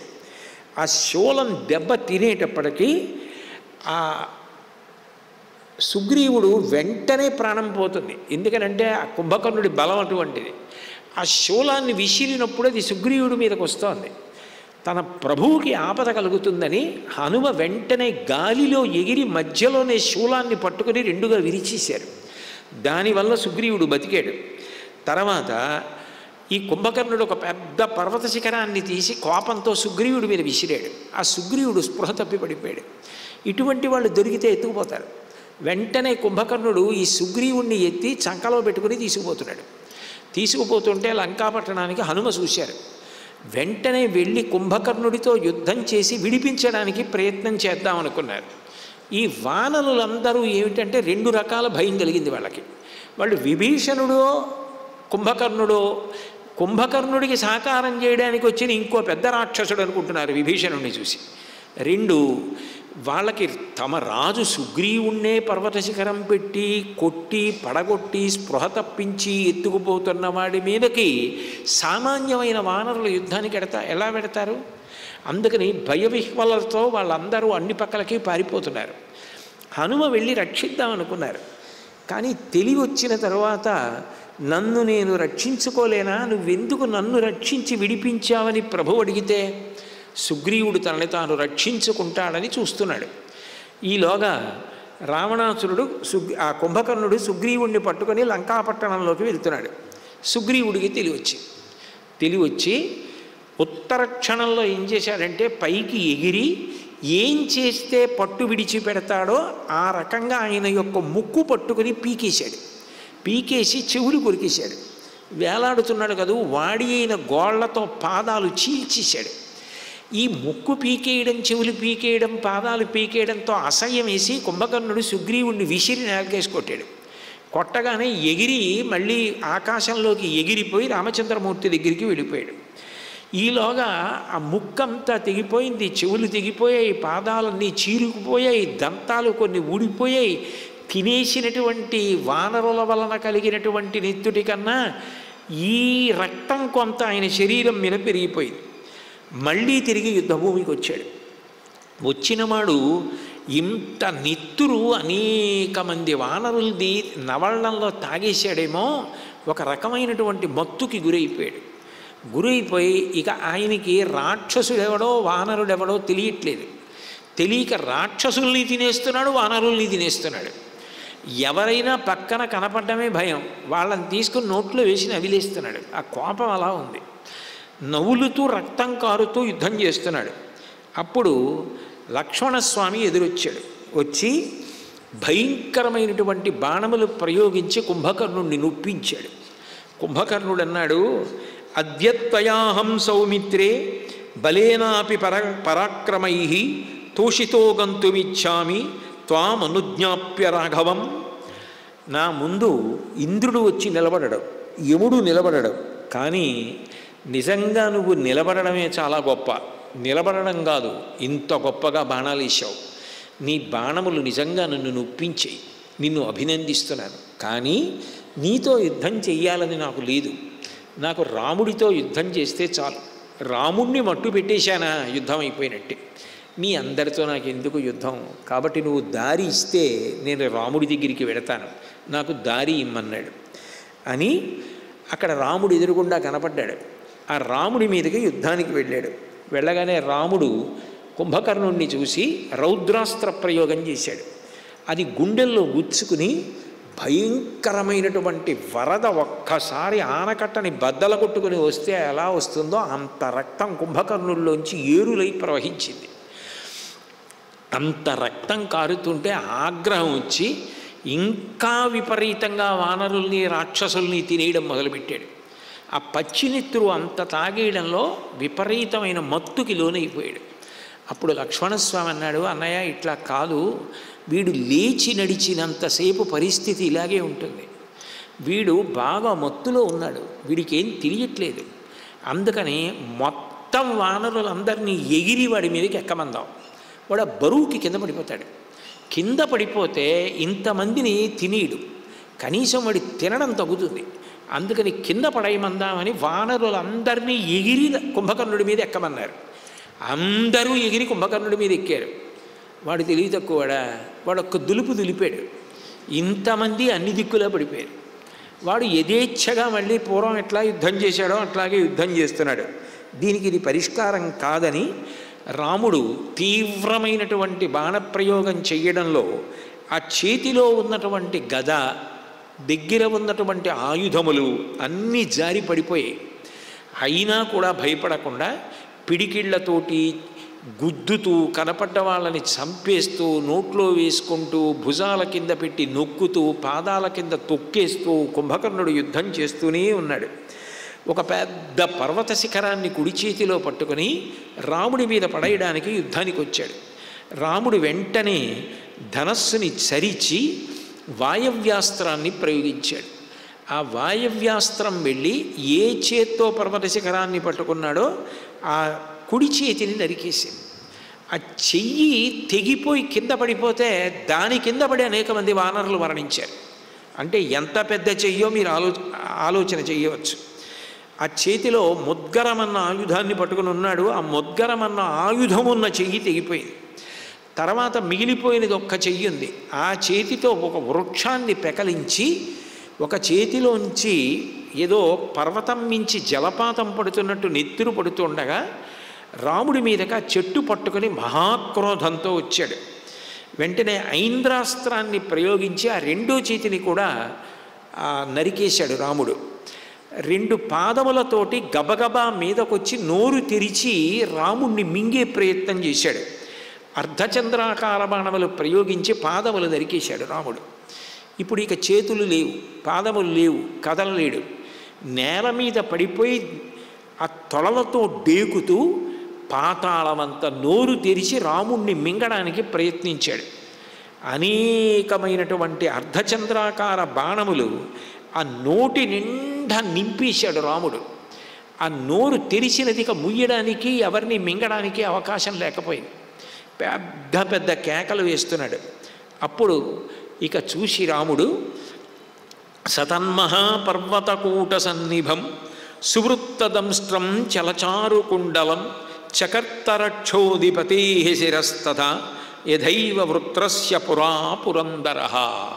ఒకప్పుడు ఆ వృత్రాసురుడి యొక్క తలని పురంధరుడు దేవేంద్రుడు ఎలా తరిగేశాడో అట్లా తప్తమైనటువంటి బంగారముతో చేయబడిన కుండలములతో ప్రకాశిస్తున్నటువంటి ఆ కుంభకర్ణుని యొక్క శిరస్సుని వాడి అయినటువంటి పిడుగు వజ్రాయుధం లాంటి బాణాన్ని ప్రయోగించి ఆ కంఠాన్ని దునివేశాడు రామచంద్రమూర్తి.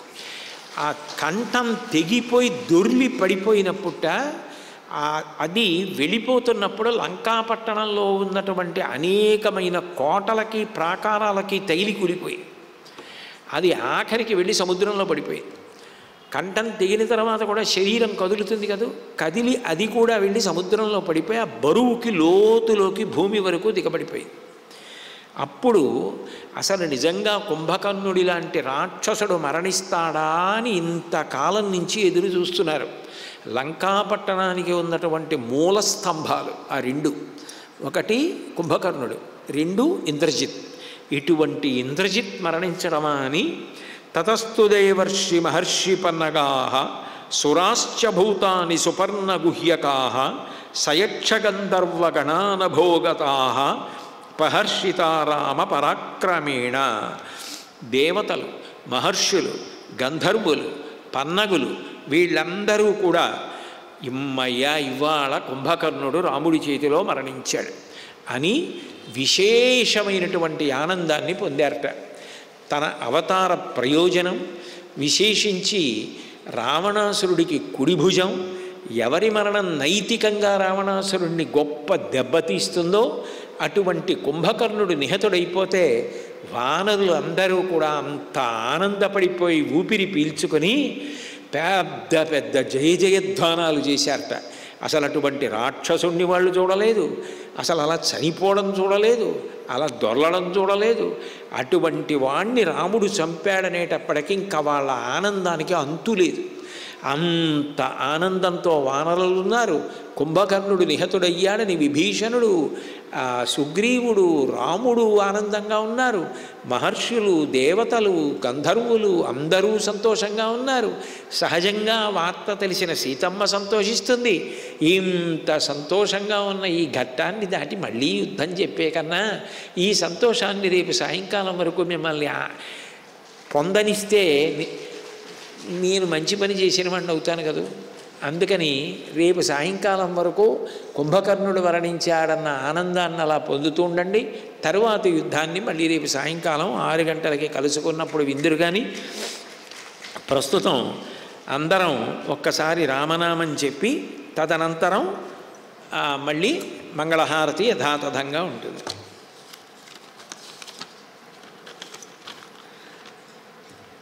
ఇంద్రజిత్మాయలకు పిను మాయయే శ్రీరామనామము,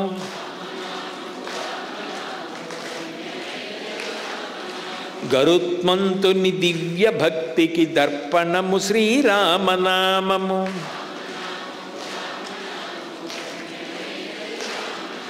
మైథిలి శ్రీ మనశ్శాంతికి కారణము శ్రీరామనామము.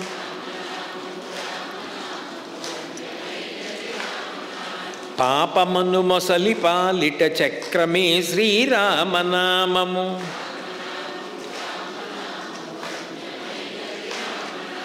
సౌమిత్రికెప్పుడు అంగరక్షక నిలచినది శ్రీరామనామము.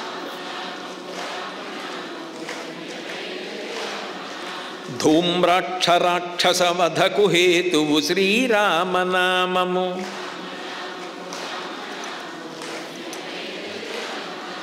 ప్రహస్తువధలో పిడుగుయై మరి కీర్తిగాంచిన రామనామము.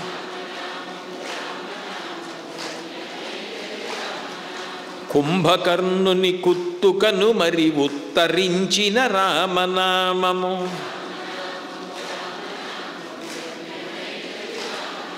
రావణాసుర గర్వభంగము చేసినది శ్రీరామనామము.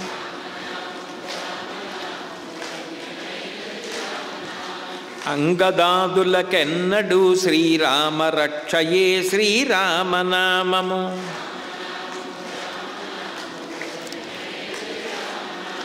ఆంజనేయుని వంటి భక్తులకాధారమైనది రామనామము.